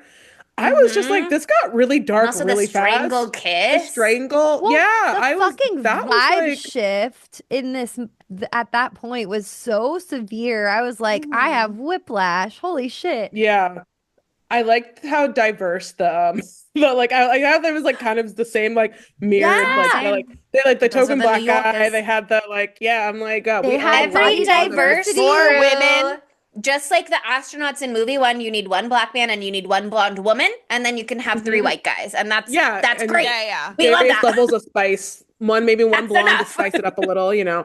Yeah, it's just I think that like I was fascinated by their again like glory to the bomb kind of like religion. I thought that I mean I kind of I wasn't crazy about the like we're using our mind control to like make you guys kill each other thing. It kind of felt like I understand like Well, I okay, think that's I know what's Chelsea interesting about the nuclear worship, though, is like it's so out of sight, out of mind. I don't have to exactly. be hands It on.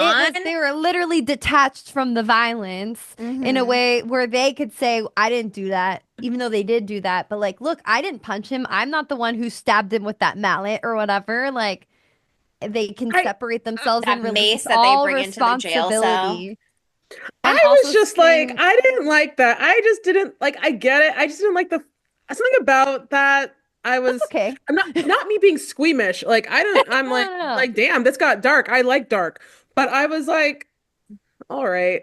Not to do the Anyway. Harry Potter thing again, but it is very Cruciatus Curse Imperius Curse. Yeah, Yeah, no, it is. I It did is. like it is. their illusion powers, like where they put the fire up and you see Oh, all the like that was fun. gorillas The and like gorilla's burning alive. Oh yeah, my With the and the God. big the And bleeding, statue and the like bleeding. I thought that that was was visually that was really overt. cool.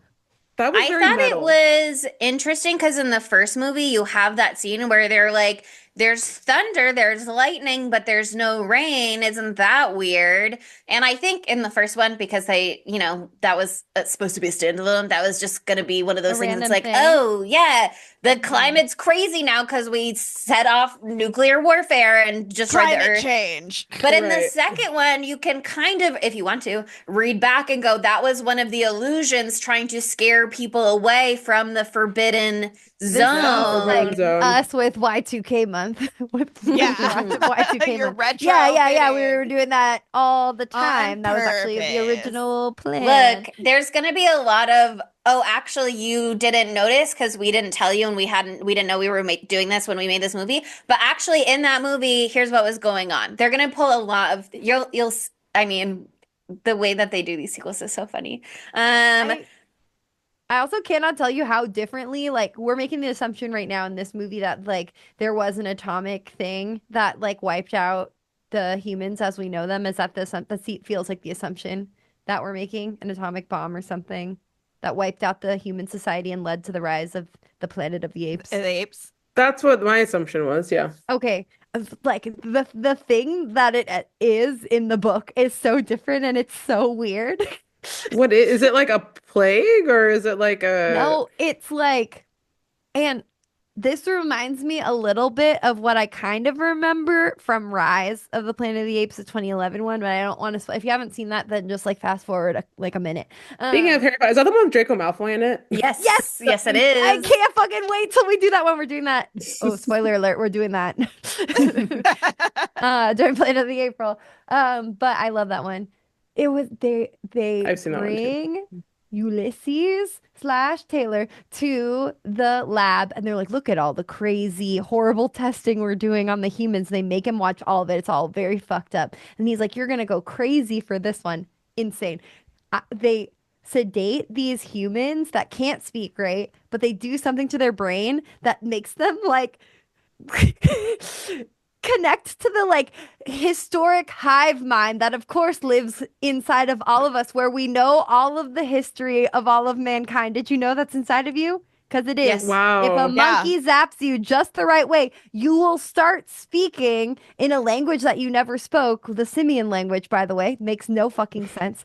And then they just start like speaking as different people, like of how the monkeys took power. And it was like the monkeys taking power. It was like it started out in the whole thing in the book is that that monkeys can only be so smart because of the monkey see, monkey do thing. It's like they just imitate.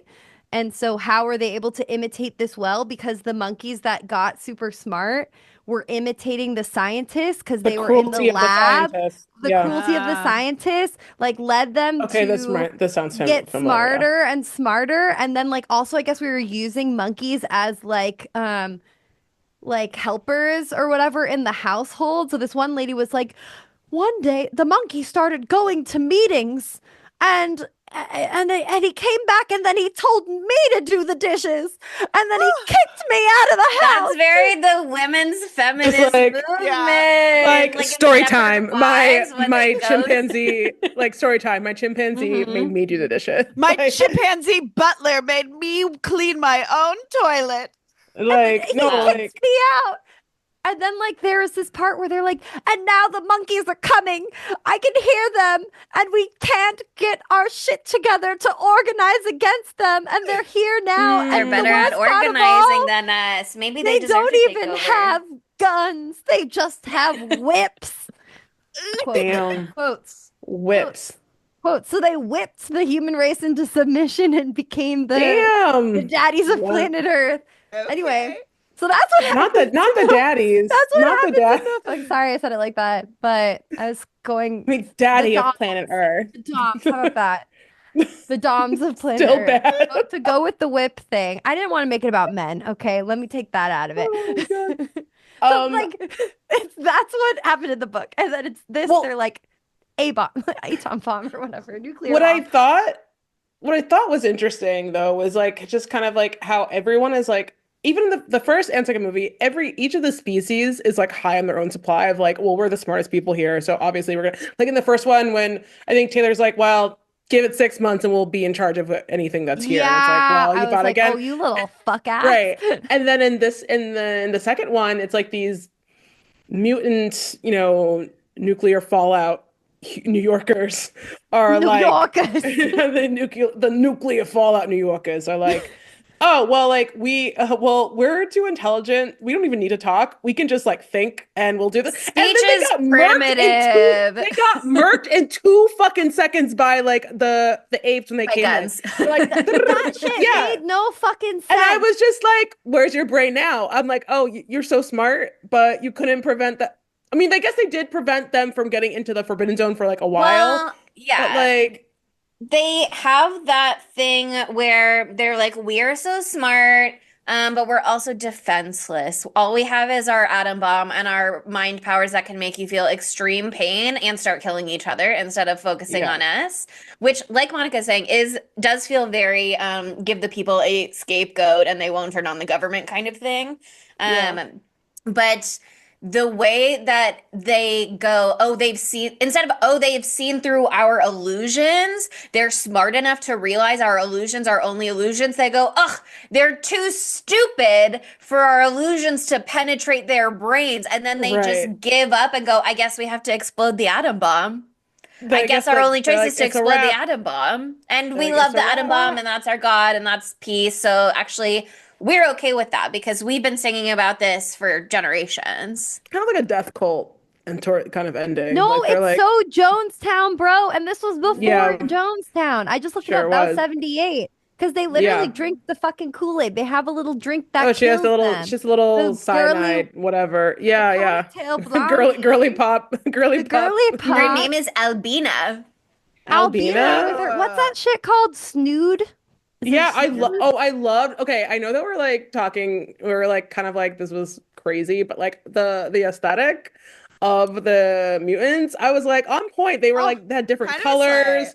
They I had like their loved little like it. turtleneck snood combo situation to hide like the bottom of their masks. I was like, okay, this is gonna be my love fall that so much. 2025 look. Like, I did not think about how the snood covered the bottom of their mask, and that is genius. That's very genius. But, yeah, yeah, I wanted to dress up as that today because we cosplay on this podcast a lot, but I was like, I'm not gonna be able to do it justice, and I want to be that cunty, and I don't think I'll be Because able they're to like do it at that level. bejeweled. They look so Uh-huh. Yeah. gorgeous. They look stunning. I loved that. This movie was also just like way more violent than the first one, especially towards the ending when Yeah. everyone is dying and getting shot. Like In the fucking Nova head? and And then like in the battle between Brent and Taylor when they're doing like when they have like the mind control thing happening. That And was then so violent. when Brent dies, I'm like, damn, they just Yeah.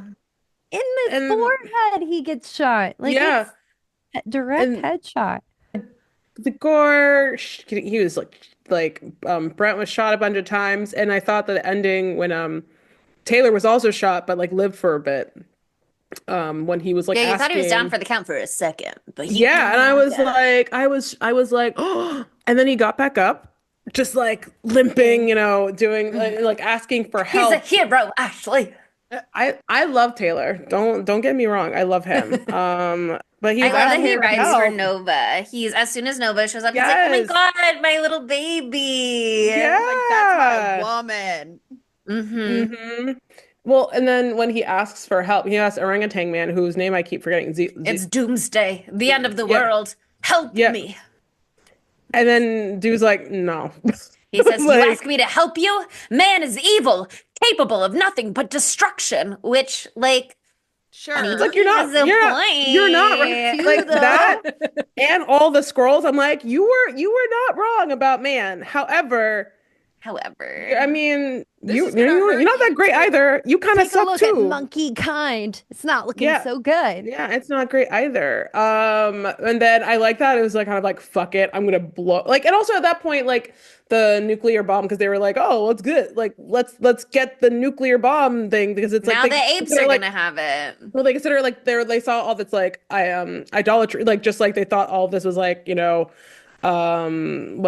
what's the word I'm looking for? Like blasphemous. They all the Mhm. sculptures and all that they were just gonna take that as their like loot, and then Heresy. it starts and then it starts like all the noxious gases start coming out, and then everyone's dying basically, and Yeah, I was then about to say they're the like, bomb was Zeus is well, like, happening. don't just fucking like put your body on that thing. You don't fucking know what it does. And the yeah, gorilla maestro is like, fuck you. I'm like in Well, charge. I we're will say they getting pull it down much more giant. gently than you would expect. Like it really seems for a moment like they're gonna Yeah, pull it down and it's just gonna get knocked over and go off. But no, but then somebody just needs to put that magic crystal kill switch, which I think oh is such yeah, an interesting choice to have it be an intentional action and to have Taylor be the one that does it.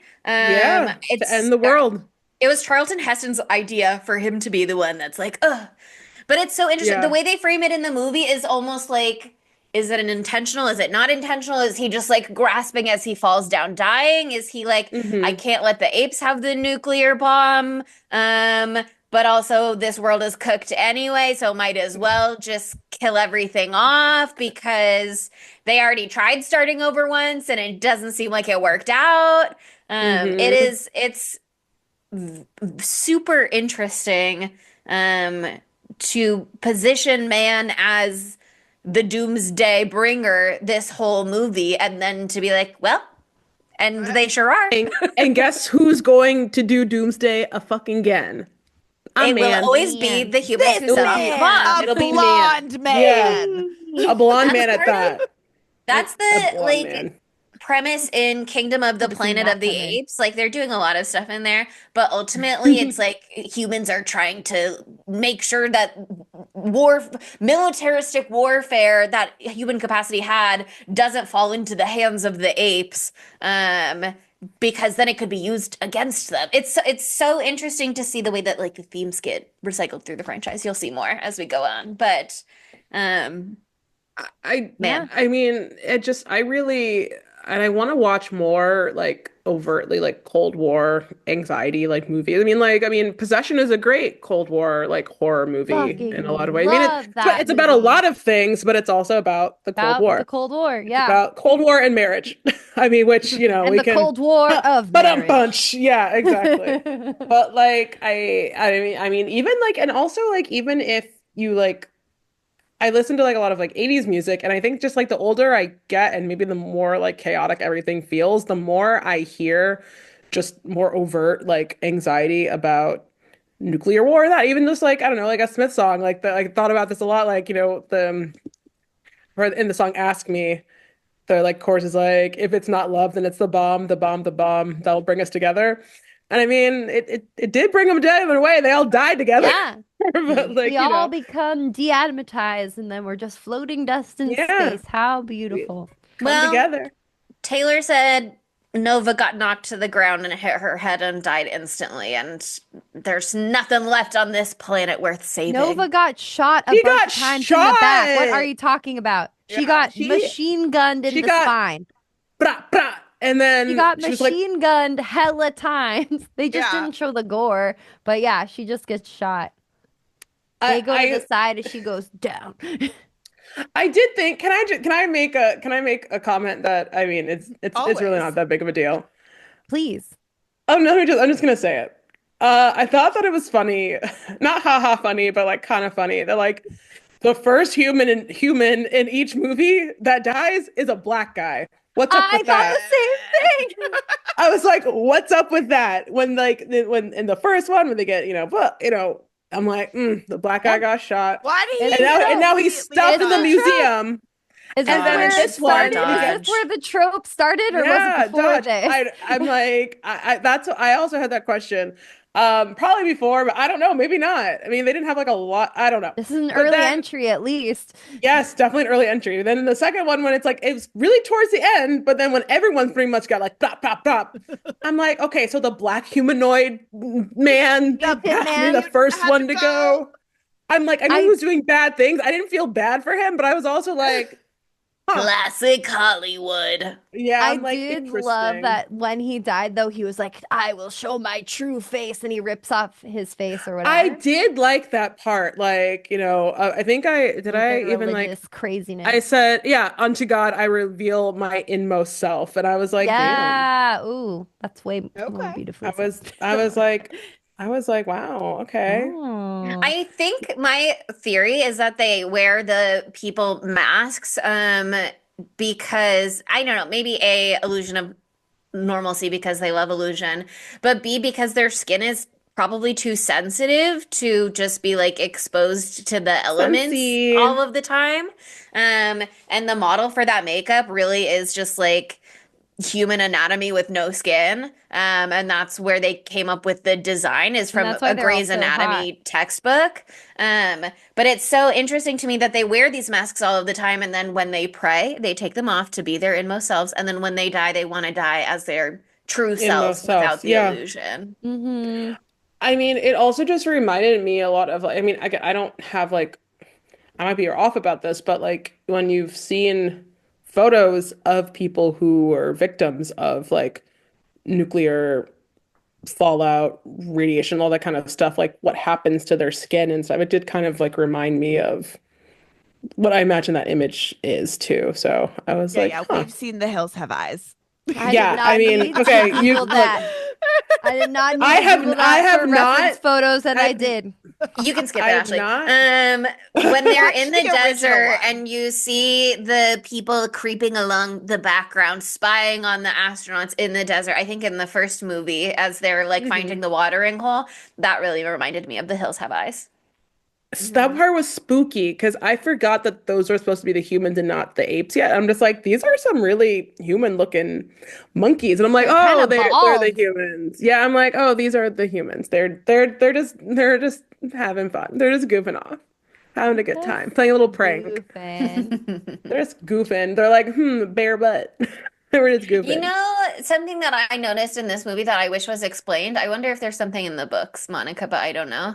When the gorillas are preparing for war and they're going out to the Forbidden Zone, they have flags with them, and it seems like The on the pink flags it flag. says like B:EZ, which I feel like has to have some sort of, I don't know what it is. Nobody mentioned it in the documentary. But it's like be easy. Like that's, I don't know. It's strange vibes. Strange I remember vibes. the Well, I'm flags were pretty sure all the pink. rest of the books are novelizations of the movies, Mhm. so that I don't read those really, except for the Crimson Okay. Peak one. It's not like the same like author's vision because this Yeah. diverges so crazily from what happens at the end of that one. So Yeah. One thing I love about these movies, we kind of touched on it a little already, because I think it's so interesting that you're saying in the books, obviously, the astronauts speak their native language, which is French, but the apes on the ape planet have their own language. It's so funny to me, the implication in this movie, obviously, it's just for ease of audience viewing, but the implication in this movie that English just developed again a second time in exactly the same way. Like that's just what's natural, you guys. Like apes gained the ability to speech and they just developed exactly the same language and exactly the same way. I guess you could argue, now that I'm saying this out loud, I guess you could argue that the orangutans do have access to the forbidden knowledge, so it could be that they learned language from human artifacts, including text and stuff like that. But I like the idea more that it just independently resurfaced in exactly the same way. Yeah. I like that idea too. It's just like they're like, wow, elite language here. Wow, it's actually just the best the one. best What if one. let's just do it Yeah. again? Yeah, they're like we did a really great job the Classic. first time. Um, But I had a good time watching them. Like I don't know, They're these are fun. crazy. They're Yeah. great. I think it's so hilarious. It is so hilarious to me that they make Planet of the Apes banger film, very political, lots to say. Oh, you need a sequel? A second shit. Yeah. It was right behind them. Like it's so silly, the ridiculous. panic. You can feel the panic. Before we move into our segments, I'm just going to read the final quote because it feels like something that needs to be said aloud. In one of the countless billions of galaxies in the universe lies a medium-sized star, and one of its satellites, a green and insignificant planet, is now dead. Such a fucking fuck you to Earth. It's like The Twilight this ass planet's ending of over that, and the no one Twilight fucking zone. Yeah. cares. Mhm. It's like this insignificant little blip is gone now, just so you know. Like But it also- seems Well, you like think such it a was big bad when deal. everything ended and the rise of an ape society came instead, and then humans were irradiated underneath the earth? No, now everybody's dead and everything is dead. Planet explodey. I wonder how they're gonna retcon that shit in the third one. I can't wait. I'm excited. Okay, Okay, this leads us. Oh, Wait, sorry. no, Sydney had something to I was say. going to say the Earth is insignificant in the grand scheme of things. So who cares if we blow up our own planet? We are a speck of dust in the universe, you know? Mhm. Fun I mean, things to humble yourself, one might say. It is humbling, but it also goes back to just how heavy-handed the second one was. But I do also think that that might have been like necessary at the time. They kind of had to be like, is They it need really to slap like, the people in the face. yeah, it'd been Well, like, what's mhm. so fascinating to me is bitches today being like, art wasn't political back in my day. We just saw movies about apes taking over and being in charge of the humans, and we I'm had sorry fun that and didn't you're- question anything. You were Anyone a who child. says that is just stupid. I'm sorry. It's just like you didn't pay attention. You went to the Yeah. movies as a child. You didn't engage with the themes. That's okay. You were a child. Now Yeah, you you're are a an child. adult. Watch that movie one telling more me- time. Watch It's that just- movie. Give 1 hour and 51 minutes to it, okay? People love to be like, diversity is new, and things that are gay are new, and these are new blights on society. No, they're not. Engage with art from any time period, and you will see that these have always been themes that we're in conversation with.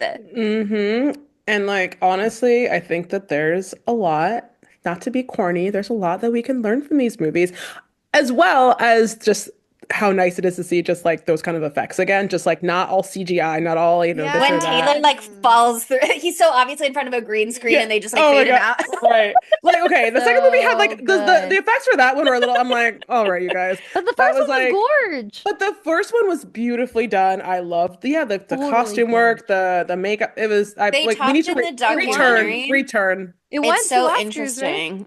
Yeah, Some of well, it was the nominated for effects- 2 Oscars, and it Oh, only okay. won for the honorary one for Oh, makeup. okay. I was gonna say some of the effects I think are so funny. Like in the first one, when the ship is crashing and it's clearly just like a still photo that they've moved around. Oh yeah, When no, when there's, it's just like, like the camera like ah.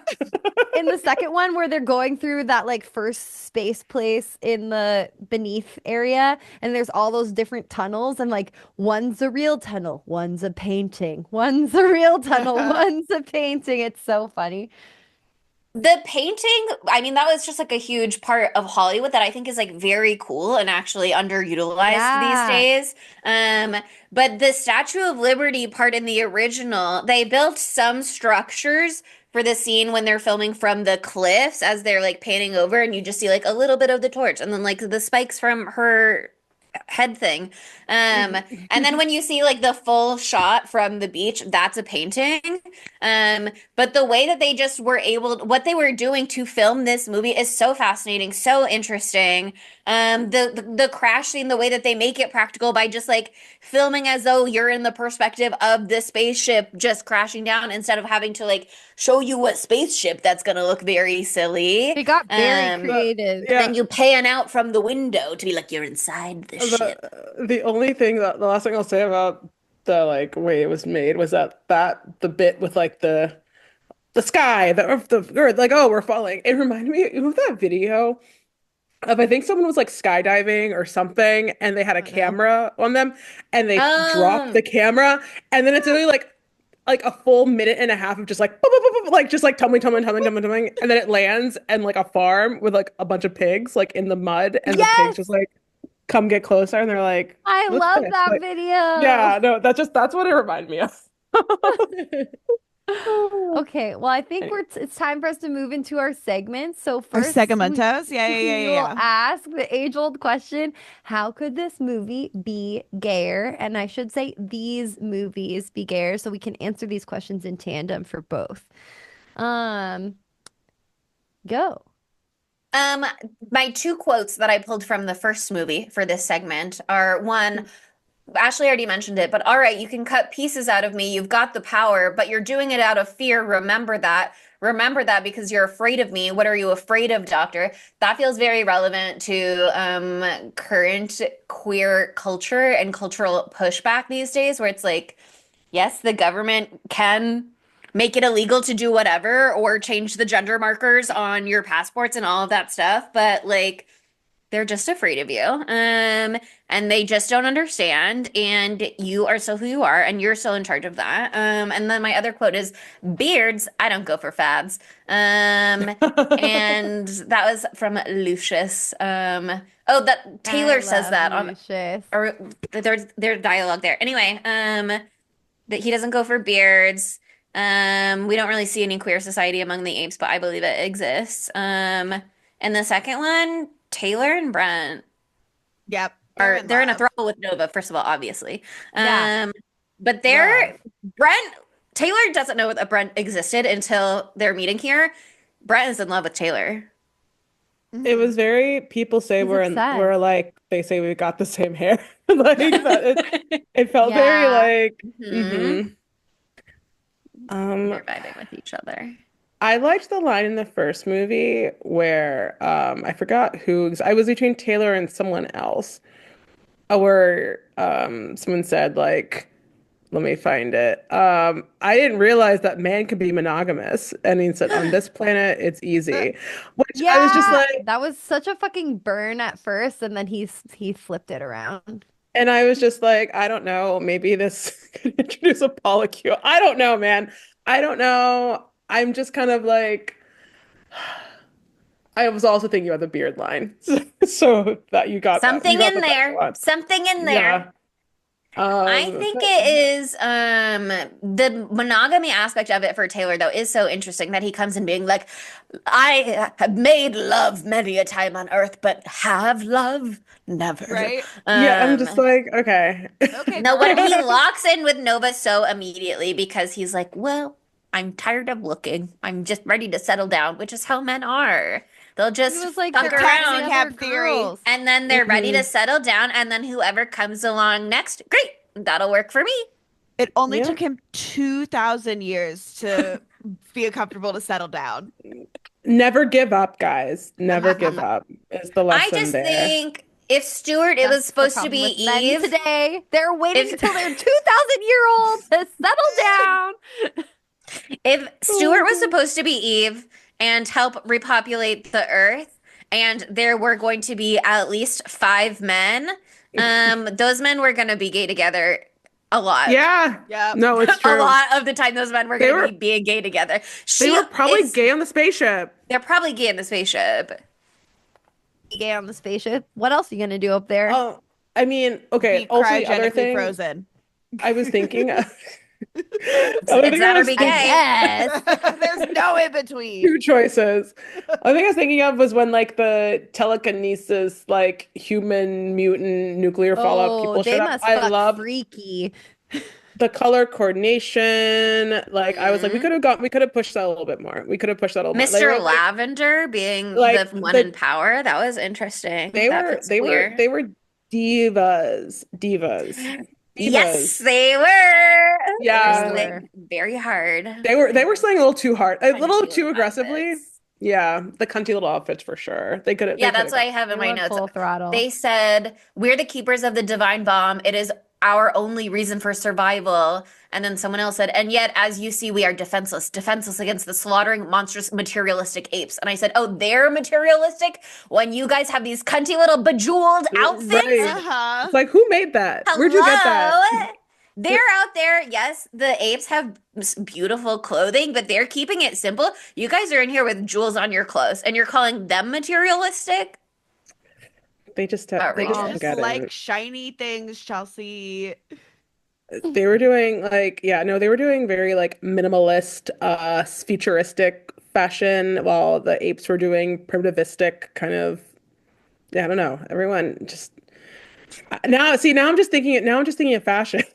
Yeah, well, but I do think that Monica's really onto something with they must fuck crazy style in all kinds of different freaky They must ways. And fuck- now I Uh-huh. do they're gonna mind believe. fuck. Literally. Think of the illusions that they can incorporate into this. Oh my god. They I'm can thinking about make it now. Og the real, Oh my God, because yes. they've got all kinds of powers. But Look at them like switching masks or something. You know, like they I don't can just know. be whoever. Oh my God. Ugh. I think that they are all Whoa. one big polycule, is what I think about what's going on Yes. in the beneath. I think that they're just not even partner swapping, they're just all partnered together, all of them. Hey baby, you wanna swap skins? Blech. Sorry, that came to Ugh. my mind and I had to say it out loud because that's how But I also, I yeah. wish that you hadn't. am. Sorry. I was never gonna not. Okay. Any other gay thoughts you'd like to share? So many more gay thoughts. That's just a little bit. Don't worry, Ashley. Okay, we're moving on to our next segment. We Not have to do singling it every out. time. Yeah. Every time. That's singling me out. It's important. It's important to do a little bit. Okay, next question is where would Matthew Lillard fit into these films? He could be the protagonist. He could be Taylor so easily. But let's go deeper. He would be such a crazy tall chimpanzee. He would not look great as one of the chimpanzees. He wouldn't be a good ape. It would be very distracting if you were playing a He'd chimpanzee. have to be a gorilla.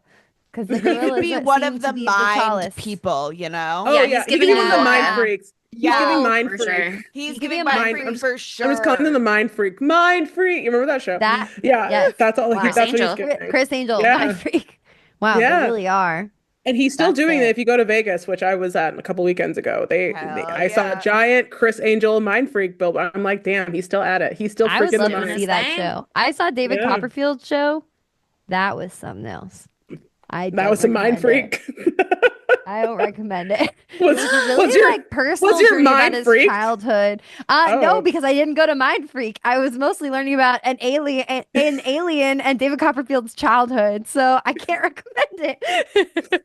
That sounds like kind of a mind freak. Should have I gone to don't know. It was a mind mind freak freak. instead, Monica. I know next time I will. Chelsea, what happened to you? You did a little gasp.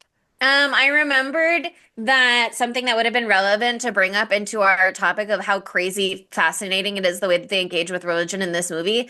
We didn't talk about it as much with the second one, other than them worshiping the atom bomb. But when they have the vision of the giant lawgiver who starts bleeding and then they topple Yeah. him, that is crazy work. Crazy. And stuff. also, that was crazy. Another thing yeah. that's gay is that crystals control the atom bomb, that they're using crystals for that. I think that's That queer does feel culture. gay. That does feel gay. You're so Oh right. my god. I think Matthew Lillard as a mind freak though is like the only choice. He'd be the guard. He'd be a guard who died, though. Like Yes. he would have a dramatic death. He would have a dramatic death. He could Yeah. be, yeah, he could Yeah, be. because I don't really see him having the bulk to be an orangutan or a gorilla. He would look a little No. silly, A I lot of think. that was Also- costuming. Okay. Okay. What if he was the beautiful blonde woman in the bathtub? He's Albina. Ooh. And then Yeah. she takes off her mask and it's Matthew It's Matthew Lillard. Lillard. The rest of us are mutants. This is just That's Matthew it. Lillard, but we like his vibes, so we keep him around. If underneath every single one of them, they take off their mask It's and just it's Matthew Matthew Lillard in prosthetic makeup. Underneath every beautiful woman is just I want Matthew it. A Lillard. Matthew Lillard waiting to come I want to out. show my true face uponeth to God, or whatever the fuck you said earlier. That was very nice. And the Yeah. true face is Matthew My Lillard. inmost every self. time. Be like, I'm too beautiful for everybody to see my face, but now upon our death, you will witness beautiful All right, beauty and greatness. guys. Matthew Lillard. It's me. It was me all along. I'm Matthew You knew it. Lillard. Did you Yeah. guess? It's like Masked Matthew- Singer. Matthew Lillard as Nova, or as or A as the beautiful Bob. The Bob was very brunette. tall. Yeah. A beautiful brunette. Look great He in would that little crush in loincloth. those little outfits. I think Yeah. there would have been room for them to give Taylor a male partner because we have seen animals be gay together in the wilderness and in zoos. There were those two penguins, and I think Zero would not be above being like, let's just see if they're going to be gay. Let's see. if Let's they're just gay. see. have a I just want to crazy see idea. if Like, I Cornelius, give I have him a a crazy woman, idea. that's his me. But if I give him a man, will that be his me? I just want to know. I'm just Oh my gonna God. like suss it out.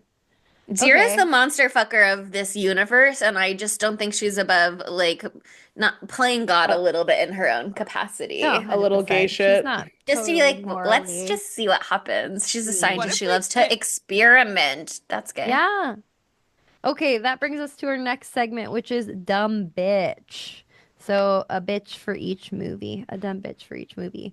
Zaius is my dumb bitch for the first movie. Not for the second one. He sort of redeems himself a little bit there. He gets a little better in the second one. Yeah, he gets a little better in the second one. Marginally. I think all of the astronauts who thought one woman would be able to repopulate the planet. All of NASA is the dumb bitch. They said one woman The who was fate of pregnant for humanity 9 months on at a Stewart. time, take Like- time to recover, probably can have maybe 10 kids maximum. Like, It's called that's going to be incest. enough. Their kids All of those couldn't have children other are going to be kids. related to each other. You should have at least Well, two there's- women. Yeah. That'll solve things for sure. I'm not going to do the Listen. math on that, but it seems bad no matter what. At least one generation of kids not related to each other. That's something, right? I'm trying to think. I feel like The second movie, it's that skipper who's like, my wife and My my children Yes. are dead. Yeah, bitch. Yeah. that's just what poor that's what you Ayara. agreed to. Why did you go on this mission, idiot? Like, bro, this mission was not for you. Motherfucker. You knew that. No. You knew that blasting off into space that they would be dead by the time you're done with it. So Maybe all I- three men in the first movie being confirmed bachelors was, oh, that's gay.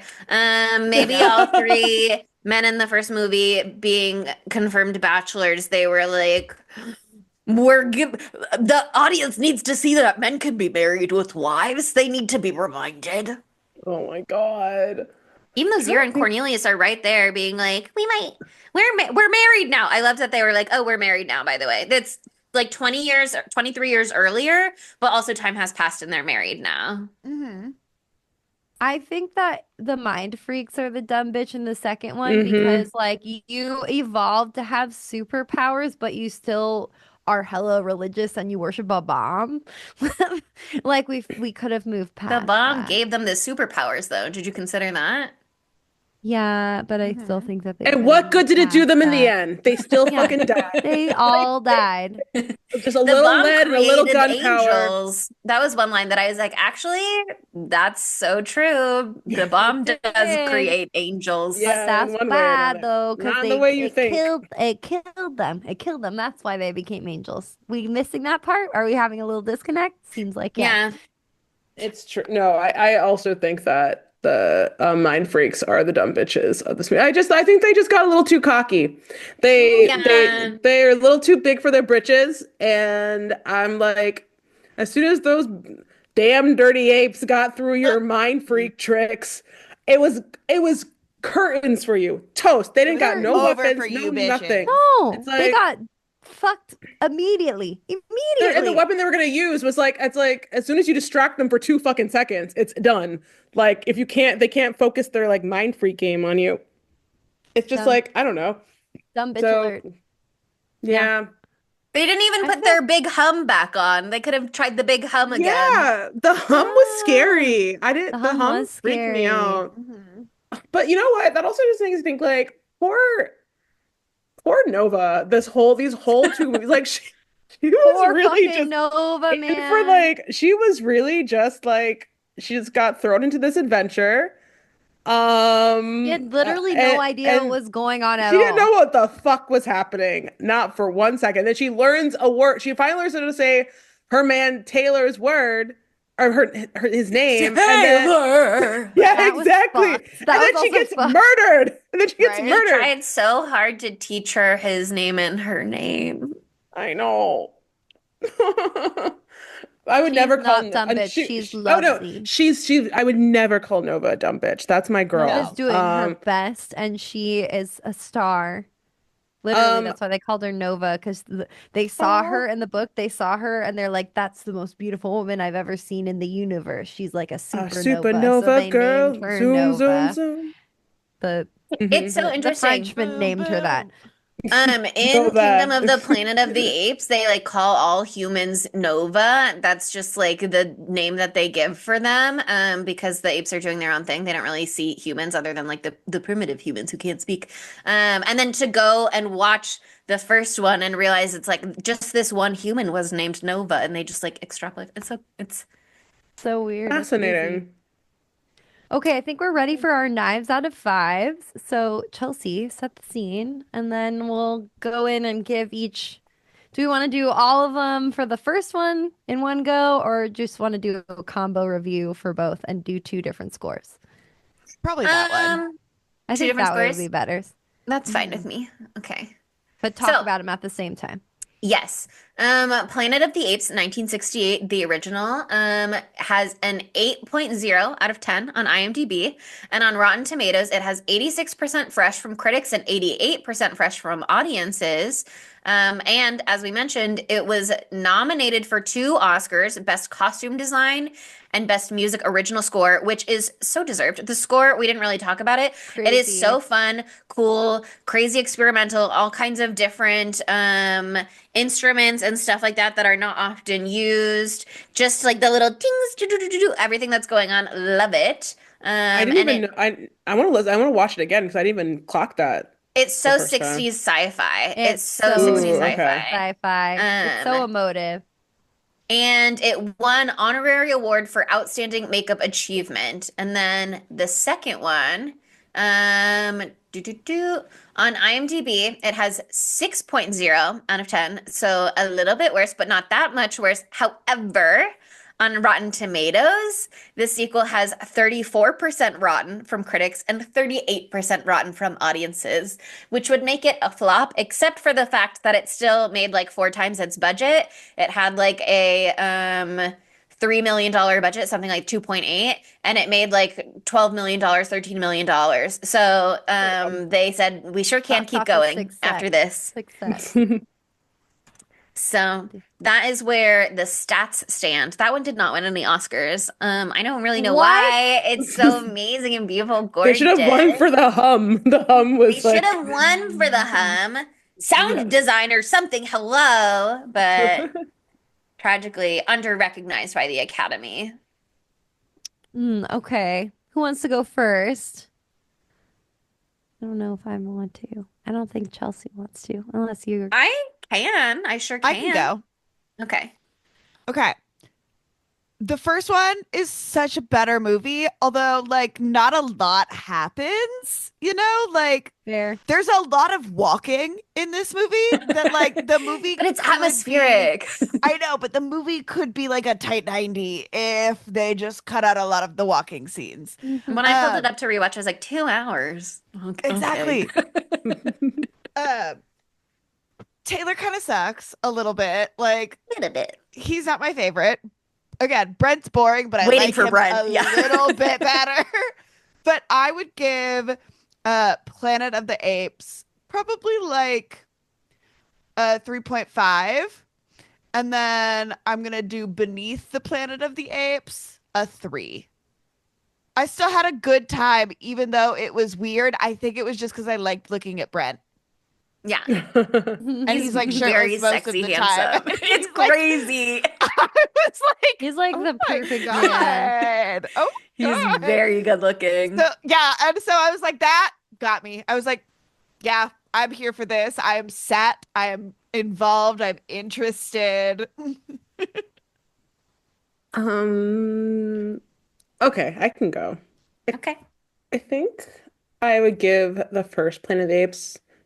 Okay, we're doing a knives Yeah, we Out of do rate fives. knives out of fives, 0 to okay. 5. You I can go think higher, Five you can is go lower if best. you feel very strongly. I think Planet Yeah, of the Apes as is a solid. precise. I think it's a solid 4 out of 5 movie. I had a great time. I enjoyed it. I had a great time. I would watch it again. Oh yeah. Um, and um, yeah, I thought like the costume stuff was like really interesting, like just really well done, rather. It really reminded me of a time when there was so much more emphasis put on these like kind of like physical, like just like this physical design, like these kind of like set work, paintings, artwork, just like and obviously the kind of prosthetics and stuff were just like really incredible for that time. I thought that like the themes were very, oh, Something cunty just to mention, because it took so long to get in and out of prosthetics on set, they gave all of the people who were playing apes little cigarette holders so that they could still smoke without worrying about burning their prosthetics. Love That that this. is is super that cunty. is Thank you. so 60s. Thank That's you so That's for from the 60s. sharing that. documentary. People need to know. Incredible. I love that detail. Yeah, just okay, that well emphasizes my four to even more. I thought it was a fun movie. I also love the fact that it is so iconic for its genre and also just like the one-liners, things like that. Like even just like you damn dirty ape. Like Yeah. I was like, wow, that's where it's from. Iconic movie. I'll give it a 4 out of 5. The second one, there were things I liked about it, but like, gonna give it like a 2.7 out of maybe a 3. If I'm generous, I'll do a 3. You I'll do a can give it a 3. 2.7 if you I'll want to. give it a I'll live with 2.7. it. Let's do somewhere between a 2.7 and a 3. I think Want to like do a I think 2.85? that one's cute. I think Okay. 2.85 would be great.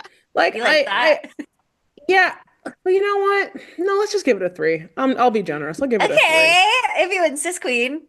Fucking Uh, Chelsea. I but it was not as good. It just was not as good. Yeah. Um, Fair. Fair. but I did like Brent.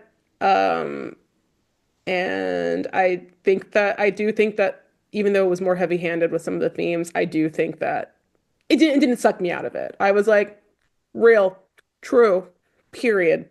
So, yeah. Totally. Okay, I'll go next. I will say that Planet of the Apes, upon first watch, I was like, I'm in. It's on like Donkey Kong to keep things in a monkey space. Yes. But they actually don't um, like the word monkey in these movies. They're like, apes are different. You'll see that in the future yeah, ones. They get offended. Huh. in the book it is different again, so it's interesting. It inspired me so much to read the book in a day. What I really liked the most out of this entire experience, out of all three entries that I have entered into so far, was the book. That was my favorite thing. I really, really, really fucking loved the book. So upon reading the book and then seeing the differences from the book to the movie, I do think it like lost some of the nuance and like made it kind of like brutalized the apes, the titular apes, in a way, like not like brutalize them, like hurt them, like made them more brutal. And I think that that like kind of added to like some of the like weird icky themes that felt like racially charged that were weird in this. And I hear what you're saying, Chelsea, about how it like felt intentional as well, but like it still was like I was watching it and I was like, what? Yeah. I was like, These stupid gorilla girl, a little quieter, okay, please. there's like a lot going on here. Very bold faced. So I can see like why some people watch this movie and are, like find it to be racist or whatever. But I do think they weren't like obviously they weren't trying to do that, but like it doesn't matter if they weren't trying to do it if it still has that effect on people.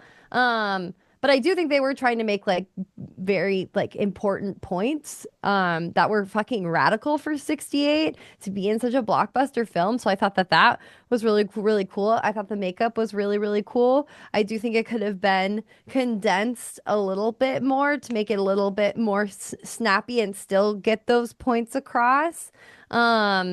But yeah, so I think that I'm gonna like I'm like so close to a 4, but I think I'm gonna give it like a 3.9, which is close to a 4. It's like It is essentially close. a 4. Real. Essentially a 4. But there's parts about it where I'm just like, eh.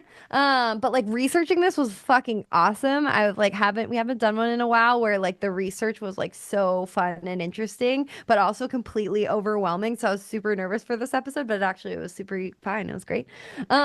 Beneath the Planet of the Planet of the Apes. Oh, wow. Like wow. It's just so ham-fisted so much of the time and I just feel so bad that they had to scramble so bad because Charlton was like, fuck you, I'm not gonna do this shit because I don't want to. Like I guess good for him for sticking to his guns.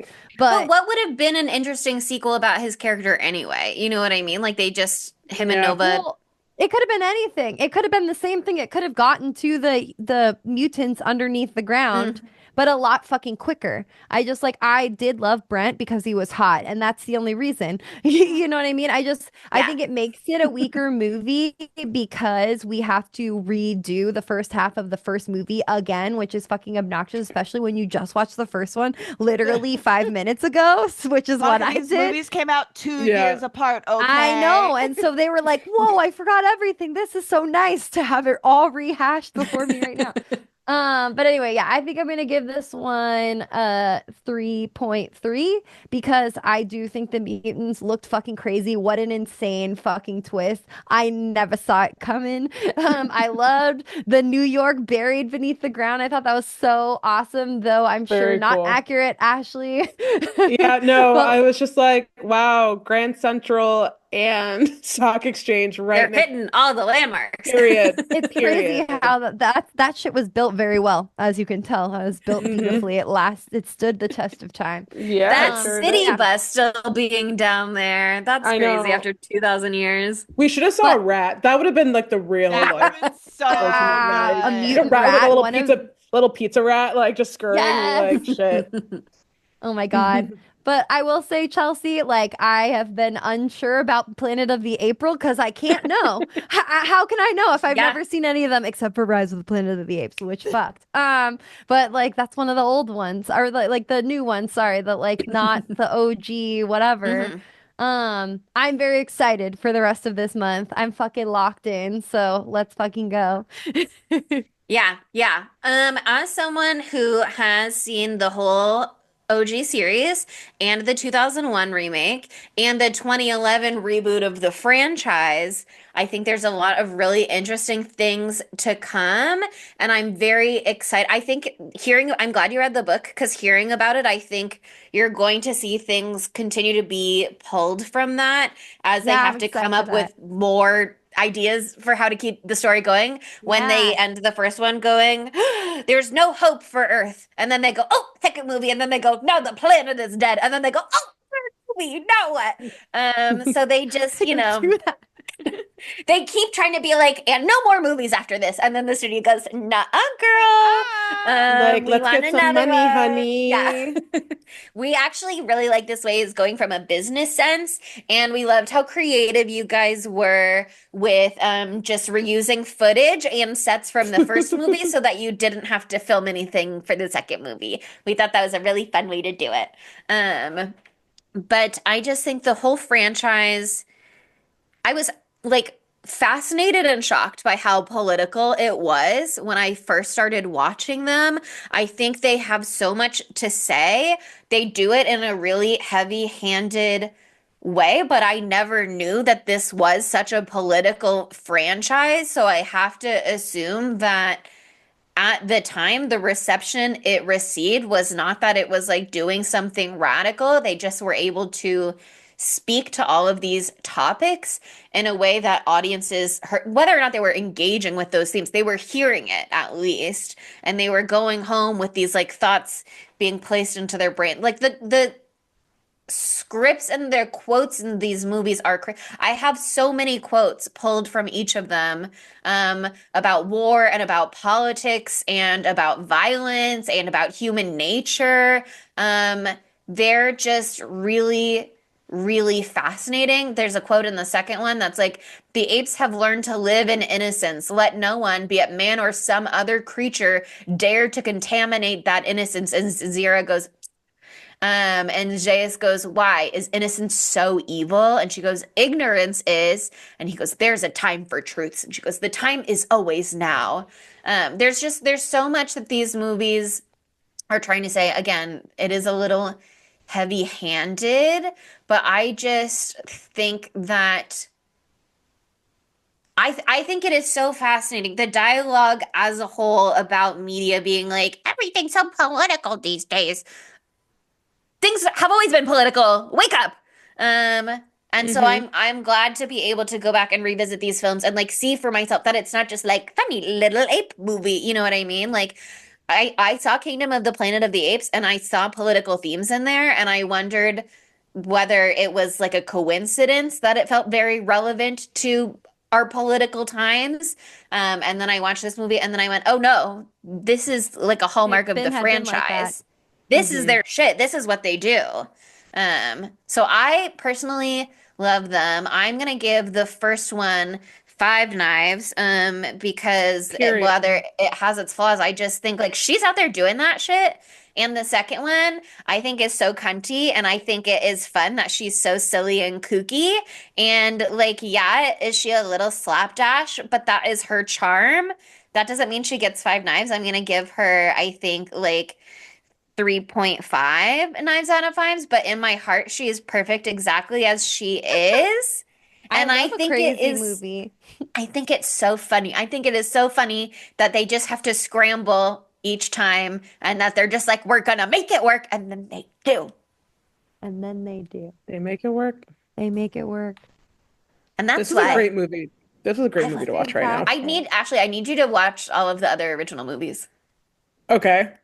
Okay. I Come back cannot every single imagine. I episode. cannot imagine where they go with the third one. Like, I what the cannot. The third I one have was no the idea. one Like- I originally wanted you to be on, so I need you to watch the third one specifically. And 4 it's and the 5. next one. And So it's you the next kind one. of like you're right there. It's like What you're year did it- ready to what watch year it did it later come out? tonight. 1971, I think, but potentially my God. 72. Damn, that was quick. They were 1 year like turnaround. turning them around. Is this Conquest? No, the next one is Escape from the Planet of the Apes. Oh. Okay, well, I guess Planet of the April continues next Planet of the week April with continues with Escape from the Planet of the Apes. I'll look up what year it is just for Escape from the Planet. Yeah, 1971. So they stayed on those sets, you know what I mean? Just like turning it around. But I love 3. 3 is crazy. I can't wait for you guys to see I'm so 3. excited. So excited. I'm very Well, curious. I am so honored to have finally met you in a virtual sense, Ashley. I've Yes. been hearing about you for years. So thank you so much for coming on the podcast. And our beautiful listeners want to know everything about you. You want to do a little plug about where they can find you and what you've got going on? Yeah, thank you for having me, guys. So I have a few things going on. I have a newsletter on Substack called Bad Brain that you can subscribe to. Just type in ashleyreese.substack.com and it'll pop And up. we'll link it in the show Yeah, notes. Mhm. or just use Google, type in Ashley Reese, Bad Brain, Substack, whatever. You can find me on Instagram and the Bad app, Twitter, X, whatever we We're want to still call on it. there too. Don't worry, it's Yeah, okay. Yeah. at Offbeat Orbit, and I'm also currently running a memoir for Simon Schuster and Atria Books, and I'm very excited to try to Yay! write that. So that's I what I am so have going excited on for right now. you. So thanks, guys, for Congratulations. having me on. Thank you. So thanks for having me, and that's where people can find me if they want to hear more from me. Hell yeah. All of those things will be linked in our show notes, so you have no excuse not to follow her, and I follow her. And besides her being really smart and cool, she's got like God tier fashion sense. So Oh if my you're God. not in it for the thinkies, be in it for the looks, because they're fantastic. Be Oh, in I'm it for so the flattered. sleigh. Thank you, guys. I'm like blushing right now. We're fangirls. We're fangirls. And all the listeners are too. I can already tell I'm feeling it from them. But anyway, it's the time of the episode where we start begging you for things. And the first thing that we beg you for is a 5-star review on Apple Podcasts. And it's a great opportunity for you to go say something really nice about Ashley. You could be like, damn, Oh. who's that hot, sexy girl you had on the pod? Bring her back every week. We can take it. We can have a Oh my compliment God. that's not about us. And Yeah. you can get creative talking about someone who's not us in a 5-star review or just a 5-star rating on Spotify. We'll take that as well and we'll know what you meant. And why not follow us on social media? We're at spooky_Tuesday on pretty much everything except for Tumblr and Facebook, where we are at Spooky Tuesday Pod. Head to our website, www.spookytuesdaypod, for every single piece of information you could ever want to know about us. It is cohesive. And it has everything, including a link to our Patreon, where you can become a patron and hang out with us every day on Discord and see us do kooky crazy things in trailer reaction videos and other exclusive content. The exclusive content is getting crazy lately. Do you remember the Monster High one from a couple weeks ago? And the amazing editing that was done by that? Who did that? I don't know. It was me. And I spent a lot of time on our random exclusive content video. So that's the kind of stuff you're missing. Only you can see it if you become a patron. But if you do want to just see us in general, we do have a YouTube channel. Spooky Tuesday on there as well. And you can see all of us looking gorgeous for 2.5 hours this episode. Can you believe it? Shockingly short compared to what I thought it was going to be. I Oh know. my There's a couple God. things that When we were like cut ready to out. go to 2 segments movies? before it was at 2 hours, I was like, wow. We almost got to segments at an hour 45 and then y'all wouldn't let me, but it's okay. I tried really hard. I was so close. But the flow was gorgeous and we were saying smart things, so you can't stop that magic. But you can see it all happen and look at our cute little outfits on YouTube.com. So please subscribe there. We're getting so close to 500 subscribers and we're super close to monetization over there. So make my day, please. That's the most important thing, actually. Would love to monetize. I put Let a us lot of work into monetize. The the art is YouTube important videos. too. Get that bag. Okay. We're already doing it for the art, but if the bag could come with it, like But a if the couple bag years would present down, 5 itself, years that'd be down the cool. line, that would be kind Listen, of the sick. art comes first and then the bag follows. We're There you trying to go. get the bag. Exactly. That's the natural progression. But anyway, at the end of the day, I have to say thank you so much for listening. Thank you, Ashley, for joining us today. And we will see you next Tuesday. Bye, Oh. Spookies. Spooky Tuesday was created by Monica Height, Sydney Thompson, and Chelsea Duff, and edited by Sydney Thompson. Our gorgeously spooky tunes are all thanks to Tamara Simons, who you can follow on Instagram at Great18. That's GR818_. And our podcast art is by Ryan Brom, who you can follow on Instagram at Ryan Brom Art. That's RyanBrommArt. Learn more about Spooky Tuesday at spookytuesdaypod.com and subscribe to our Patreon at patreon.com/spooky_Tuesday.